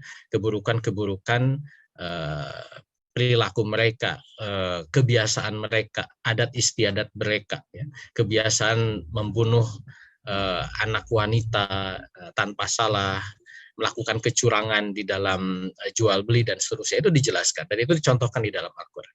Dan Rasulullah juga menjelaskan bagaimana kemuliaan Islam, bagaimana Islam mengatur kehidupan manusia ini dengan nilai-nilai, tidak hanya dia bernilai spiritual karena memang itu perintah dari Allah, tetapi keadilannya itu juga dirasakan oleh tidak hanya umat Islam, tetapi dirasakan oleh setiap umat manusia. Makanya tadi kata rahmatan lil alamin itu kemudian menjadi sesuatu yang nyata, gitu, bukan hanya sekedar kepentingan atau golongan atau umat Islam saja, gitu. Dan itu kemudian kita bisa saksikan realitasnya di dalam sejarah peradaban Islam. Banyak non-Muslim pun yang rindu untuk diterapkan Islam. Kenapa? Karena mereka melihat keadilan Islam. Dan yang ketiga, Rasulullah menunjukkan metode perubahannya, bahwa metode perubahan sistemik itu metode yang sifatnya inkilabiyah, harus membongkar dari akar hingga daunnya, gitu ya, bukan sifatnya sekedar bertahap atau islahiyah, hanya perbaikan-perbaikan, karena yang keliru itu adalah akarnya, dari sisi akidahnya sudah keliru. Maka Rasulullah membongkar peradaban itu dari akarnya, membangun peradaban baru dengan mengubah pondasi-pondasi dari awal. Dan itu yang kemudian Rasulullah contohkan bagaimana ketika datang di Madinah, ya. Di Madinah itu atau di Yasrib itu kan sudah ada sistem yang berlaku. Orang-orang orang-orang musyrik di Yasrib dan juga ada sistem Yahudi, gitu ya. Tetapi Rasulullah membangun sistem baru, sistem Islam di Madinah, sehingga mulailah dibangun masjid, dimulailah diterapkan aturan-aturan Islam yang tidak melihat sama sekali apa yang sudah terjadi di Yasrib, membangun pondasi dari awal, dan akhirnya terbangunlah sistem Islam, ya, Islam secara sistemik di Yasrib, sehingga menjadikan Islam itu bisa nampak penerapannya secara sempurna sebagaimana apa yang dibimbing oleh Rasulullah SAW berdasarkan wahyu dari Allah Subhanahu wa taala. Jadi itu 3 hal yang menurut saya penting di dalam memahami hijrah. Pertama, harus memahami realitas, yang kedua memahami idealitas, dan yang ketiga memahami metode perubahan dari realitas menuju idealitas itu seperti apa. Wallahu a'lam. Iya, alhamdulillah, masya Allah. Itu tadi respon dari jawaban dari pemateri kita yang ketiga, sekaligus merangkum 3 pertanyaan, tambah 1 tadi pertanyaan dari kami, bahwa bagaimana hijrah yang seharusnya. Iya, tanpa saya mengulang lagi, insya Allah pemirsa dan juga para hadirin yang ada di sini, insya Allah bisa memahami 3 perkara yang telah diuraikan tadi, bahwa itulah menjadi tanggung jawab kita menghadirkan 3 perkara tadi. Baik, hadirin wal hadirat, para pemirsa yang ada di rumah dan juga tamu undangan yang hadir di tempat yang barok ini, kita masih akan mendengarkan tanggapan dari guru kita, narasumber yang keempat, terkait dengan 3 pertanyaan tadi. Dan mungkin 1 tambahan juga dari saya, Ustadz, bagaimana sebenarnya wujud dari Islam kafah itu dalam konteks kekinian. Iya, apakah saat ini Islam itu telah kafah atau belum kafah? Iya, ini kira-kira bagaimana wujudnya? Tafadhal Ustaz. Bagus, terima kasih atas kesempatan yang kedua diberikan kepada saya. Pertanyaan yang ketiga tadi itu menggelitik perasaan saya bahwa bagaimana, apa sih yang harus kita lakukan untuk mengaktualkan nilai-nilai hijriah dalam kehidupan kita sehari-hari ini. Nah itu tentu bagaimana nilai hijriah, apakah hijriah itu sudah barang laku yang tidak ada lagi guna-gunanya, tidak ada lagi artinya. Tidak. Hijriah itu adalah sebuah nama, ya barangnya memang barang kuno tapi antik. Nilainya sangat tinggi, berharga sekali sampai sekarang pun dan di akhir zaman. Karena dia adalah dinamis, up to date setiap saat. Kalau kita lihat dari segi perspektif sejarah misalnya, hijrah itu kan tidak serta-merta itu sebenarnya. Itu didahului dengan namanya Aqabah.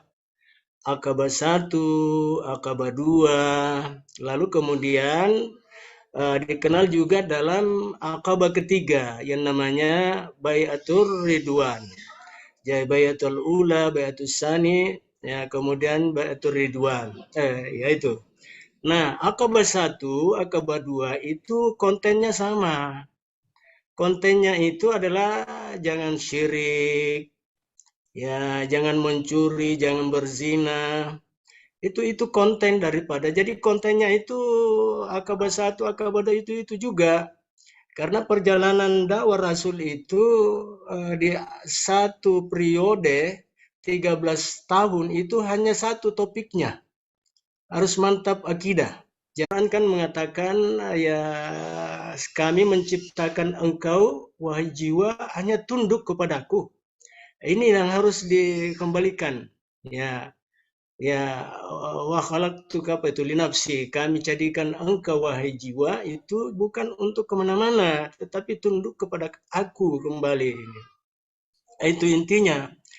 Jadi baik Aqabah 1 maupun Aqabah 2 intinya satu, ya, tetapi dalam Bai'atul Ridwan itulah kemudian bentuk hijrah itu sudah unlimited, ya tidak lagi hanya mantap akidah, hukum, sosial kemasyarakatan, ya politik, ekonomi, tidak lagi ke situ, tetapi seluruh.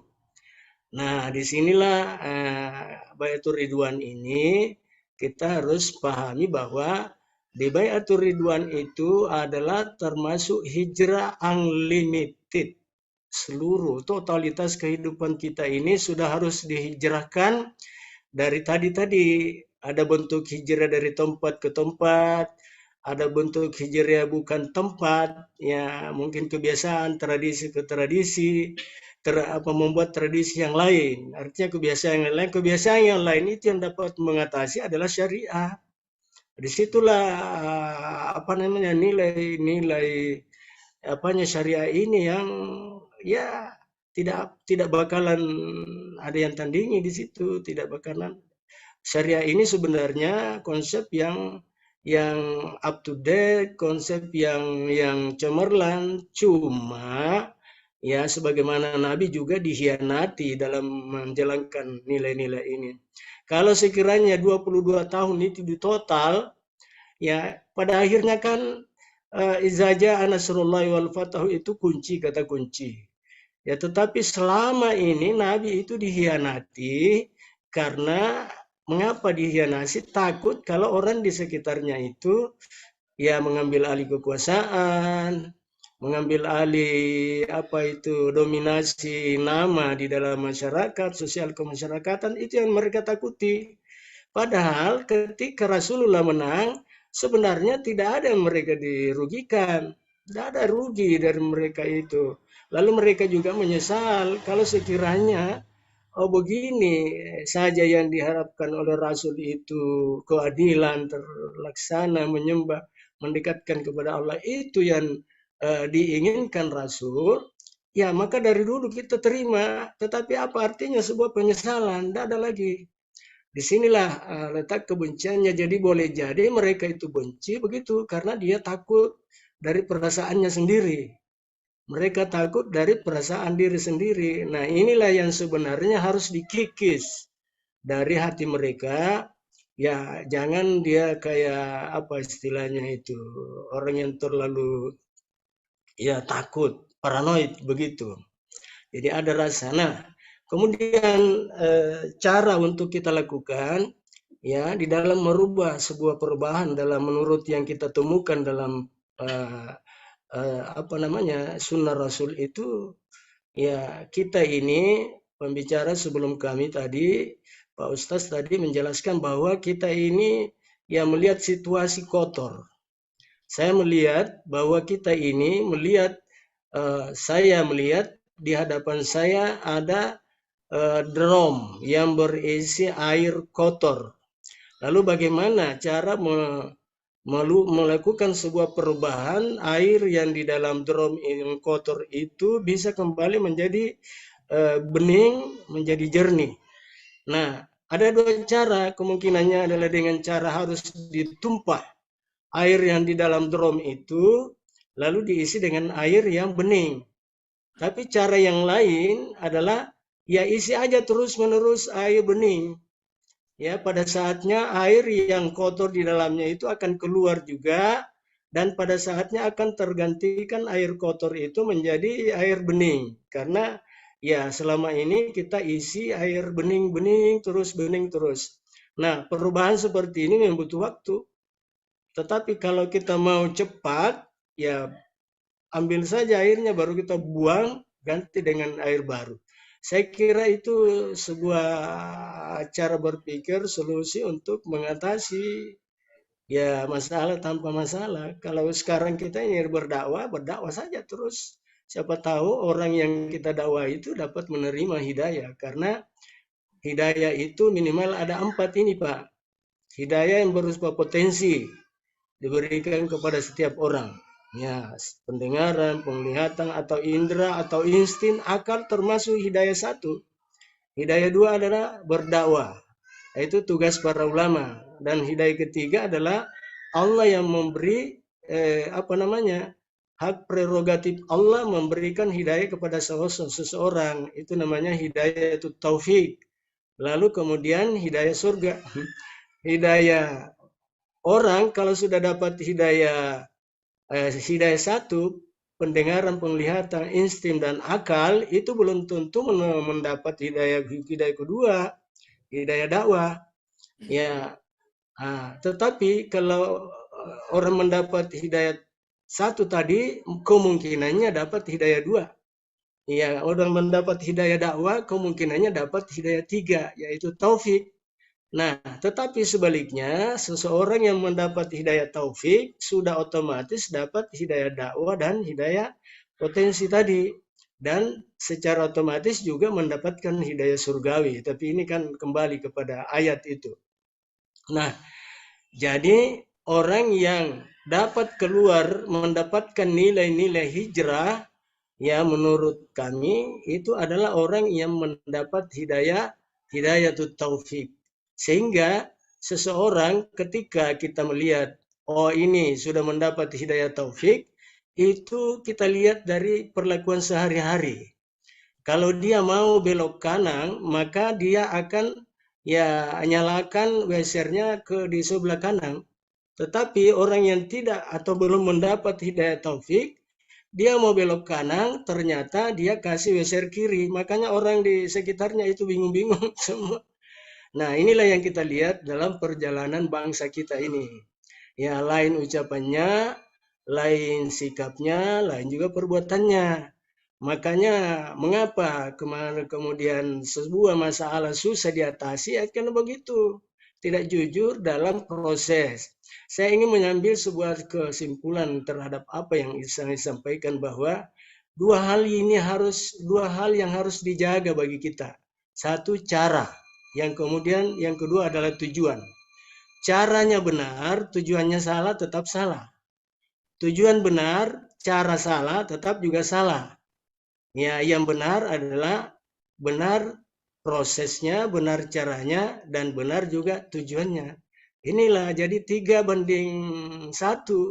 Ya, 2 ternyata keliru, 1 yang benar. Inilah jalan yang kita tempuh di dalam rangka memperjuangkan nilai-nilai ini. Nilai hijriah itu memang bagus, tapi belum tentu orang ya akui sebagai sesuatu bagus juga terhadap kita.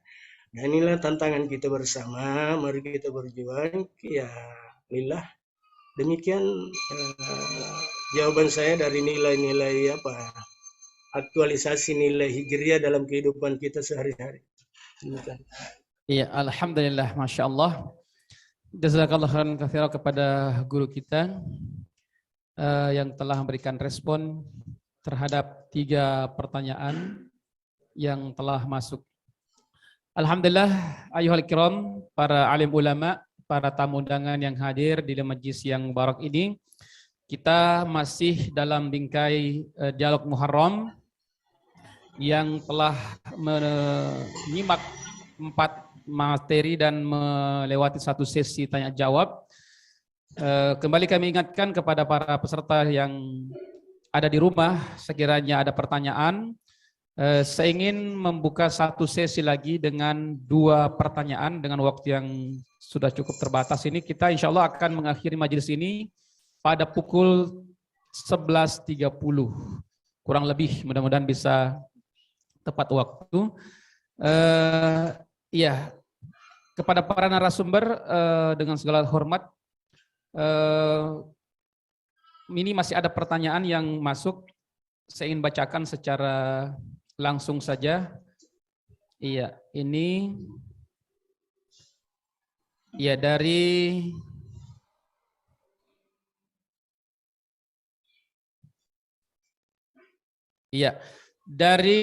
penanya peserta online atas nama Insan Kamil.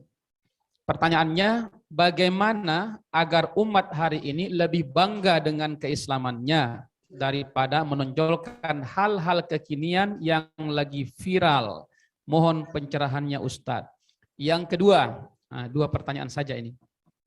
Atas nama Muallimin, banyak kaum muslim yang tak menampakkan identitas keislamannya karena takut dicap negatif, radikal, teroris, dan lain-lain. Bagaimana solusinya Ustadz? Iya. Ini saya kira 2 pertanyaan terakhir menutup sesi diskusi pada bagian kedua ini. Saya langsung saja persilahkan kepada narasumber kita yang pertama dulu memberikan respon. Saya kasih waktu Ustadz maksimal 3 menit. Iya. Ya, baik. Saya mencoba menanggapi yang pertanyaan kedua tadi Ustaz dari Muallimin ya. Iya. Tentang Silakan, Ustaz. ya bagaimana solusinya terhadap sebagian kalangan yang merasa takut untuk Iya. menampakkan keislamannya. Betul. Ini juga Iya. fenomena yang banyak dialami oleh Iya. kaum muslimin hari ini karena orang yang punya nyali, punya keberanian untuk menampakkan keislamannya, apalagi berani menyampaikan dakwah secara terbuka, menyampaikan amar ma'ruf nahi mungkar, itu punya resiko. Nah, hanya ada orang yang tidak mau ambil resiko. Maka perkara inilah masuk dalam persoalan akidah, masalah iman. Ya. Kalau orang punya keimanan yang mantap, maka dia tidak akan takut dengan resiko. Qulil haq walau kana murrah. Sampaikanlah kebenaran itu walaupun pahit. Ya, termasuk bagaimana kita menampakkan identitas keislaman kita. Ya, jadi kalau dorongannya adalah iman, tidak ada yang ditakuti selain Allah Subhanahu wa taala. Wala takhafuhum wa takhafun in kuntum mu'min. Janganlah kamu takut kepada mereka, tapi takutlah kepada aku. Ya, kepada Allah Subhanahu wa taala. Jadi yang mesti kita perbaharui, perbaiki, kuatkan itu adalah aspek akidah, keimanan. Maka dakwah kita kepada umat hari ini harus masuk juga pada dimensi bagaimana kita menguatkan akidah. Karena kekuatan akidah ini kekuatan yang terbesar yang dimiliki oleh umat ini, oleh umat Islam. Karena manusia itu sebetulnya memiliki 3 kekuatan al-quwah. Yang pertama disebut dengan al-quwatul madiyah, kekuatan materi.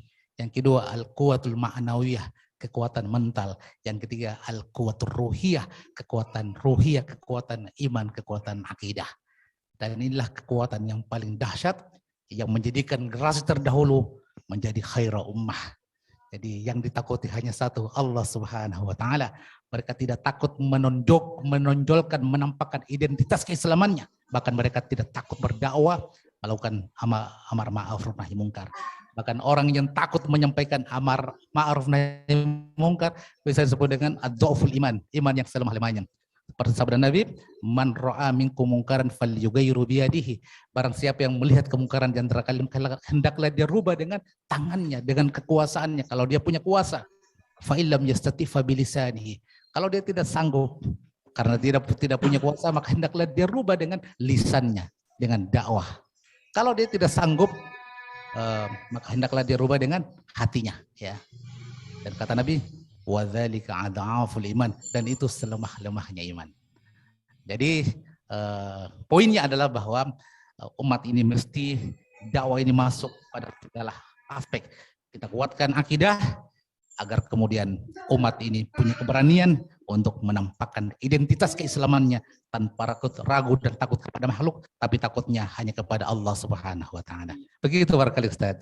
Plus 1 menit closing statement. Masya Allah. Ya, silakan.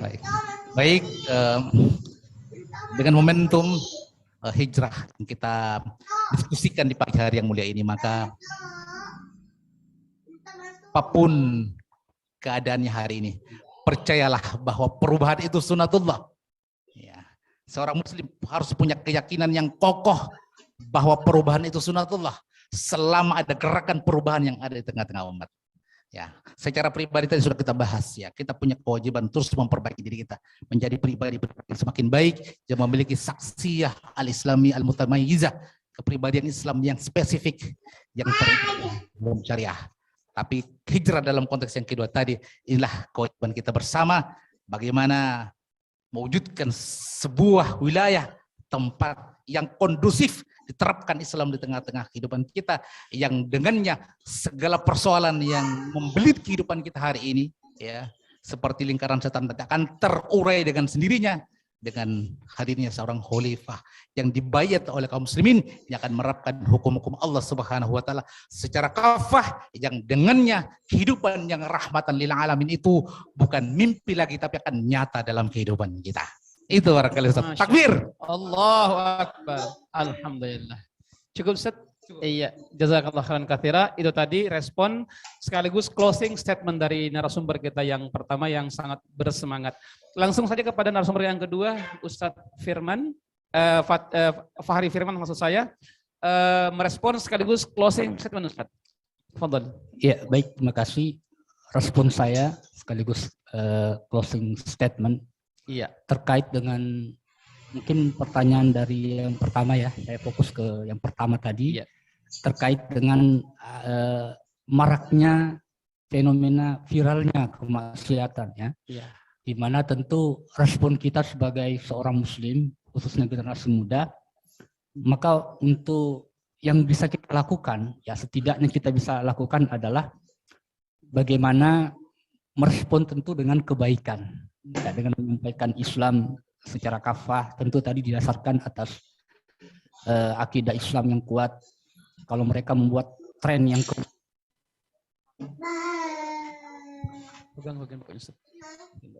ya, kalau mereka membuat tren yang kemudian mengarah kepada kemaksiatan, maka generasi muda atau siapapun pemuda muslim buatlah juga tren yang mengarah kepada ketaatan kepada Allah Subhanahu wa taala.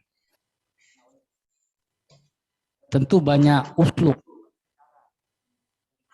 kan lakukan itu tidak boleh terlepas dari 3 hal tadi sebagaimana yang disampaikan oleh Ustadz Haji Budi Mulyana terkait dengan fokus kita pada 3 hal tersebut. Jangan sampai kita melakukan uslub tetapi kita telah diajarkan oleh Rasulullah, yaitu bagaimana kita hijrah secara total, secara menyeluruh, secara sistemik, merubah seluruh tatanan kehidupan, baik yang dari akar sampai ke daunnya. Maka itu tadi mungkin ya terkait dengan respon pertanyaan. Kemudian closing statement saya sendiri berkenaan dengan perubahan kepemimpinan sesungguhnya harus mengarah kepada perubahan yang lebih baik, dan bahwa perubahan yang baik dan sempurna itu hanya bersumber dari Zat yang maha sempurna, Zat yang maha baik, yaitu Allah Subhanahu wa taala. Nah, ketika kita ingin berubah dalam hal kepemimpinan, maka kita mengambil model kepemimpinan Islam, dan model kepemimpinan Islam yang real dicontohkan oleh Rasulullah, yaitu berdirinya Darul Islam di Madinah ketika itu. Nah, kalau kita ingin transformasikan sekarang, maka bukti secara konkret yang harus ingin kita bangun ke depannya, bangun kesadaran umat untuk berubah secara sistemik, yaitu solusi dari sebuah sistem yang pada hari ini sistem kapitalisme radikal dengan demokrasinya, maka kita rubah dengan sistem kepemimpinan Islam dengan solusi konkret negara yang terstruktur, sistematik, dan mampu memberikan solusi atas seluruh problematika manusia, yaitu khilafah Islamiyah. Maka inilah kedepannya menjadi agenda bersama kita, agenda seluruh generasi muda, generasi tua, untuk kedepannya bisa membumingkan. Ya, kalau kita ada istilahnya apa? Citayam Fashion Week ya, maka kita bikin mungkin Hijrah Kafah Week ya, atau Hijrah Kafah Daily ya. Setiap hari kita harus mengkampanyekan bagaimana hijrah total, hijrah secara kafah dalam seluruh aspek kehidupan. Wallahu a'lam bishawab. Iya, alhamdulillah. Jazakallah khairan Ustaz atas respon dan closing statement. Baik, para pemirsa yang ada di rumah serta hadirin tamu undangan yang hadir pada siang hari ini, alhamdulillah. Kita masih akan mendengarkan respon dan sekaligus closing statement dari 2 narasumber kita yang offline hadir bersama kita. Iya. Baik, saya akan ke narasumber yang lebih senior dulu nih, yakni yang kita tuakan, ya orang tua kita tentunya, Bapak Al-Ustadz Dr. Daming. Iya, saya berikan kesempatan kepada beliau terlebih dahulu untuk memberikan respon dan juga closing statement. Sama Ustadz juga 3 menit insyaAllah. Terima kasih atas kesempatan yang diberikan kepada kami. Sebenarnya respon kita di dalam berperan, mengambil peran dalam hijrah. Bukankah Nabi mengatakan ketika sebuah matahari terbit, ya di hari itu, lalu kemudian seseorang tidak melakukan menipu dalam kehidupannya, meskipun sebenarnya dia adalah berhijrah. Jadi nilai-nilai aktualisasi hijrah-hijrah itu adalah setiap hari, bahkan setiap detik. Ya, mengapa kita abadikan, langgengkan, lestarikan salat, ibadah dan seterusnya itu ibadah mahdah. Jadi ibadah mahdah itu adalah sebuah cara untuk berhijrah. Saya ada anekdot ini yang ingin berbagi kepada Ustaz, para teman-teman, para pemirsa yang baik, bahwa ada teman saya yang memiliki keinginan untuk pandai berbahasa Inggris. Ya.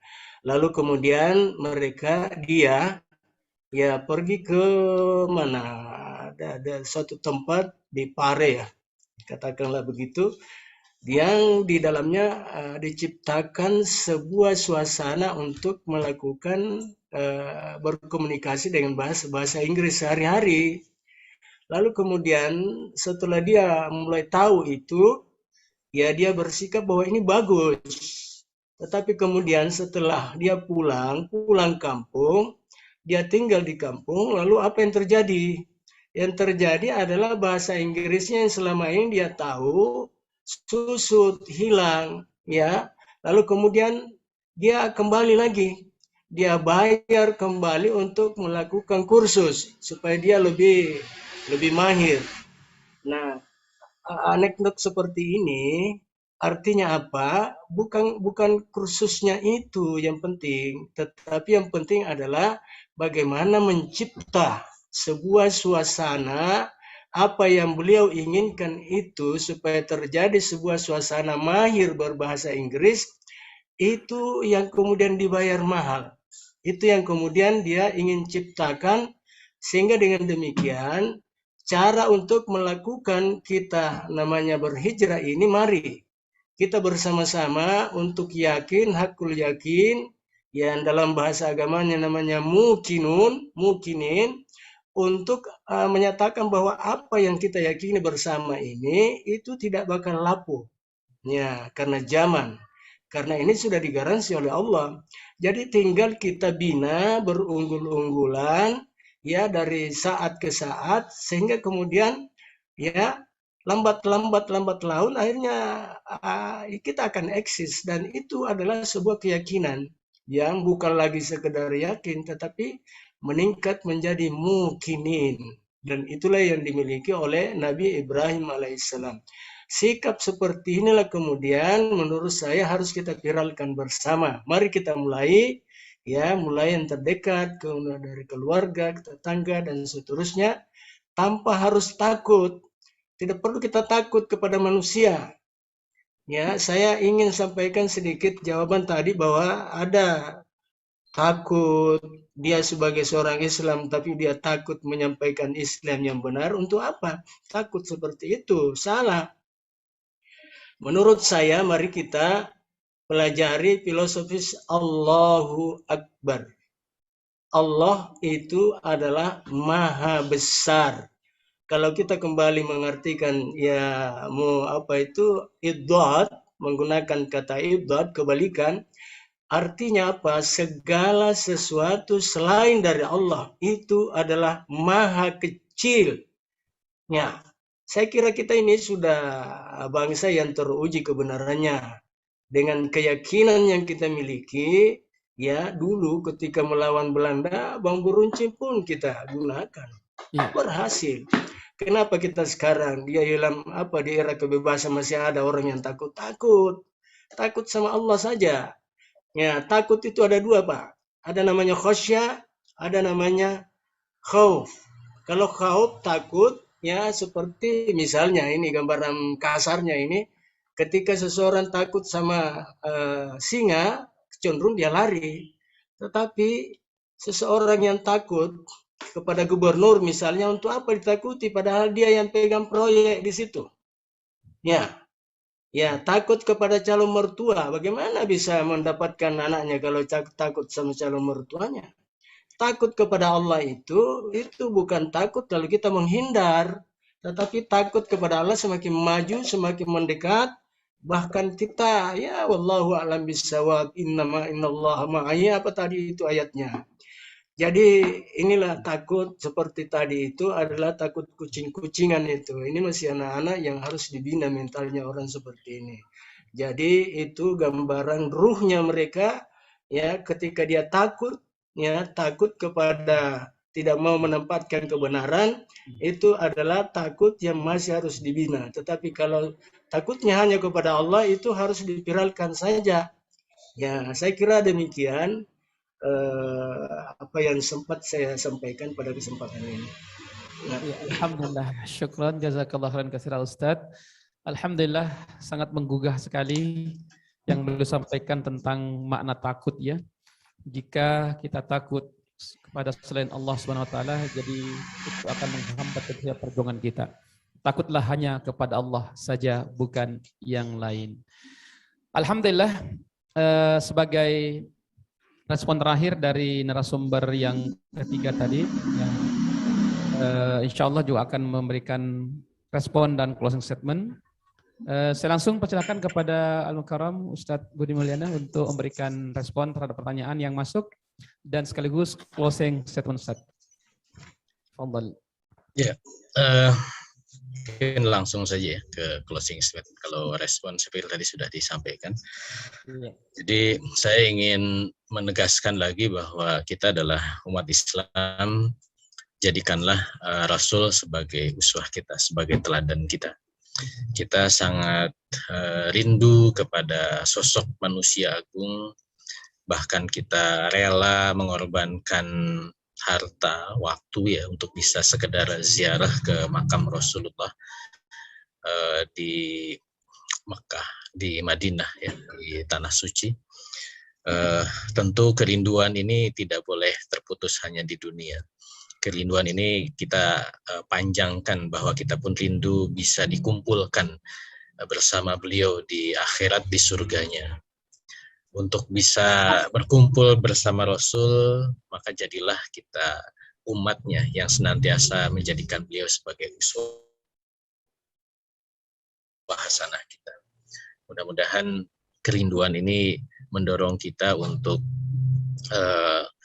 melakukan apa-apa yang dicontohkan oleh Rasulullah SAW sesuai dengan kaidahnya, ta'asibil afar Rasul. Dan dalam konteks hijrah, tadi saya sudah urai bahwa tentu kita bisa merealisasikan apa yang dicontohkan oleh Rasulullah kalau kita melakukan proses perubahan, ya, melakukan hijrah.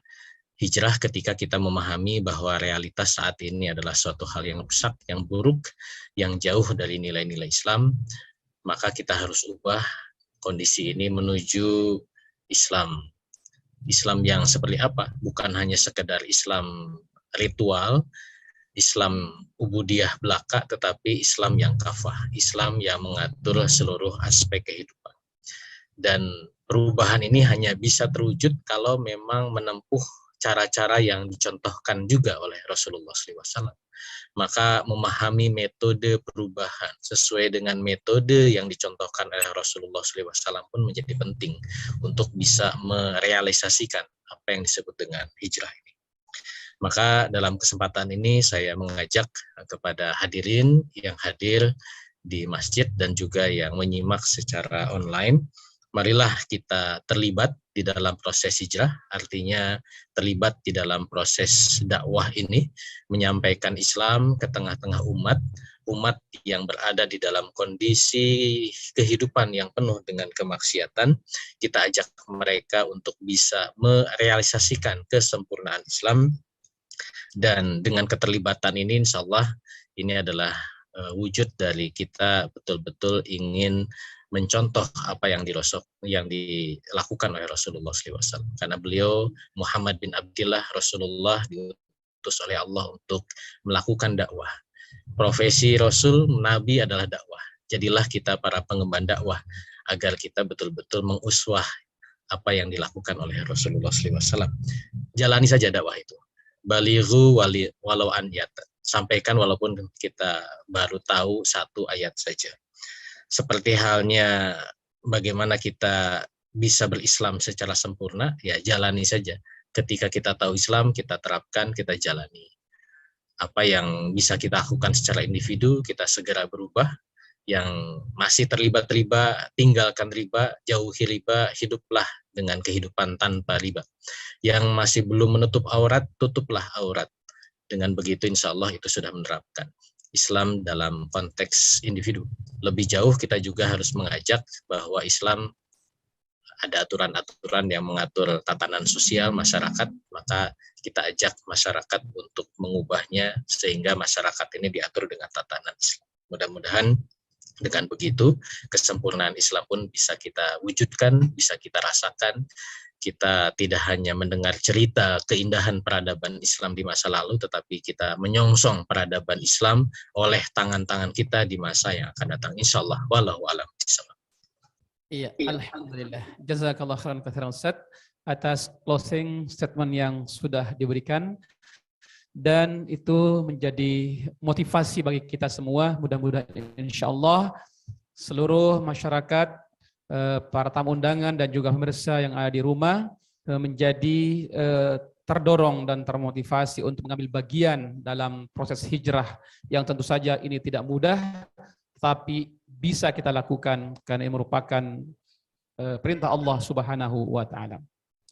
Baik para hadirin tamu undangan yang dirahmati Allah Subhanahu wa Ta'ala dan juga para pemirsa ikhwan akhwati kiram yang ada di rumah yang menyimak acara Dialog Muharram ini bersama keluarga mungkin.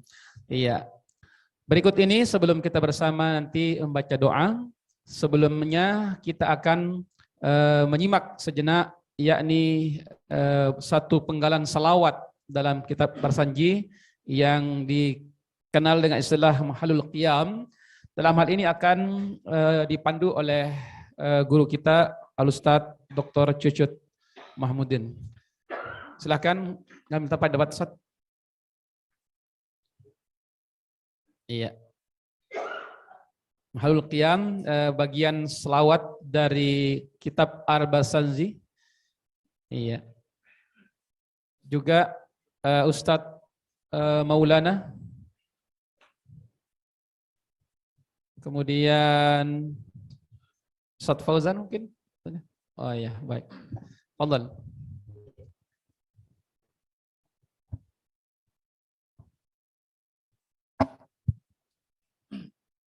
Bismillahirrahmanirrahim. Assalamualaikum warahmatullahi wabarakatuh. Alhamdulillah, nikmatillah wa syukurillah. Pada ikhwani billah rahimakumullah, kita pada hari ini masih dalam keadaan sehat walafiat, masih dalam keadaan semangat untuk senantiasa berubah dari yang biasanya masih loyo-loyo, sekarang sudah semangat, insyaallah. Ya, biar ini semangatnya tidak hilang ya, maka kita akan membacakan sholawat, yang dimana sholawat ini biasanya juga kita lakukan kalau andaikan ada event tertentu. Ya, saya mulai. Bismillahirrahmanirrahim. Allahumma sholli wa sallim wa barik alaihim. Laqad ja'akum rasulun min anfusikum azizun alaihi ma anittum harisun alaikum bil mu'minina raufur rahim.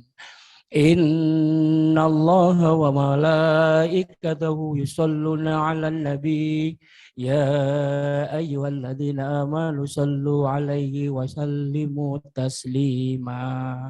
Maharul qiyamah sallallahu ala Muhammad sallallahu alaihi wasallam sallallahu ala Muhammad sallallahu alaihi wasallam.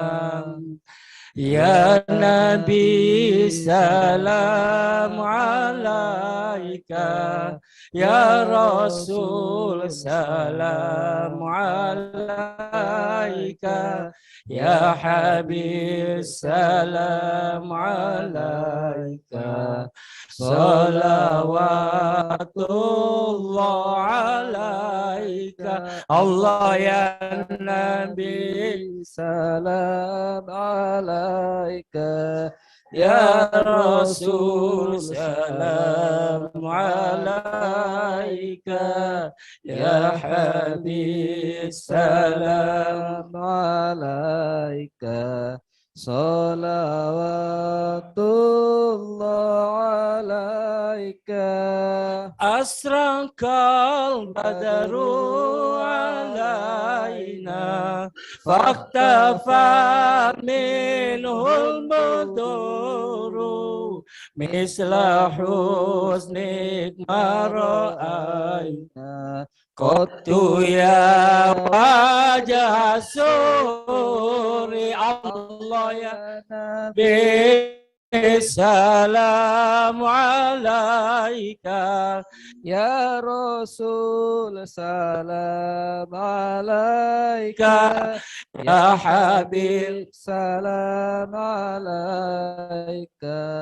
Salawatullah alaika. Anta sansun, anta badru, anta nuru fauqa nuri, anta isiru wa ghali, anta misbahus suduri, Allah ya Nabi salam, Ya Rasul salam alaika, Ya Habib salam alaika. Salawatullah alaika. Ya Habibi ya Muhammad, Ya Arus al-Hafiqaini, Ya Mu'ayyad ya Mumajjad, Ya Imam al-Qiblataini, Allah ya Nabi salam alaika, Ya Rasul salam alaika, Ya Habib salam alaika. Sallallahu alaika, marra'a wajhaka yas'ad, Ya karimal walidaini, hatuka safil mubarak, wirduna yauman nusuri, Allah ya Nabi salam alaika, Ya Rasul salam alaika, Ya Habib salam alaika.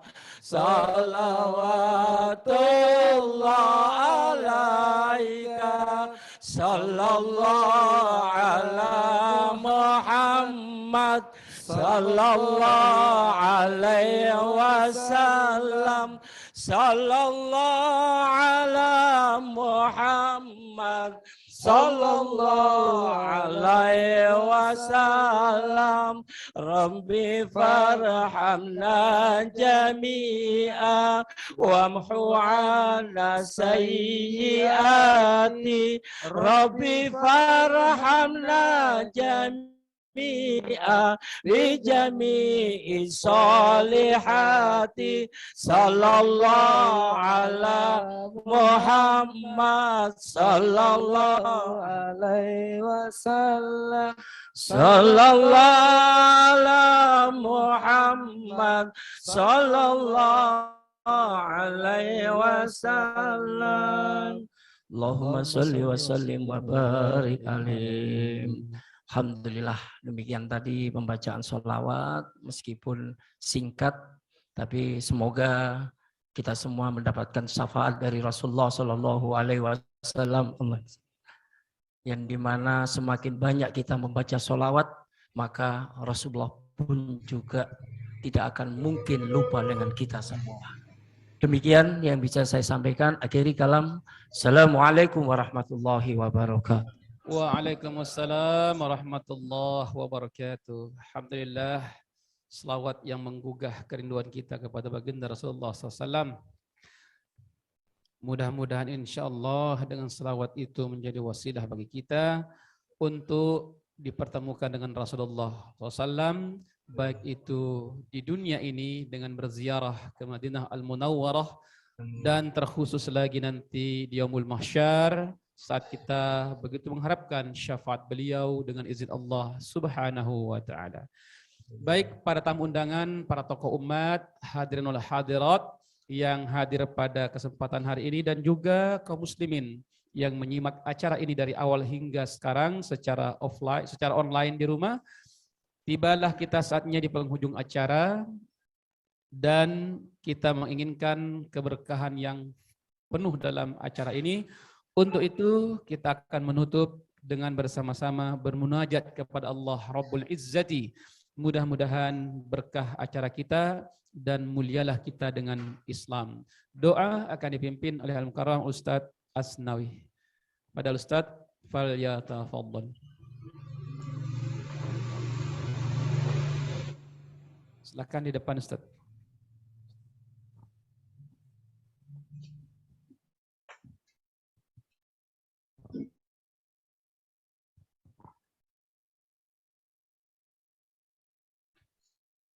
Baik, pemirsa yang ada di rumah, tempat yang mubarak ini, demi hikmah acara kita, marilah kita menutup perjumpaan ini dengan bersama-sama membaca doa. Bismillahirrahmanirrahim. Alhamdulillahirabbil alamin. Hamdan syakirin, hamdan da'imin, hamdan yuwafi ni'mahu wa yukafi mazida. Ya Rabbana lakal hamd كما ينبغي لجلال وجهك الكريم وعظيم سلطانك. اللهم صل وسلم على سيدنا ونبينا محمد وآله وصحبه أجمعين.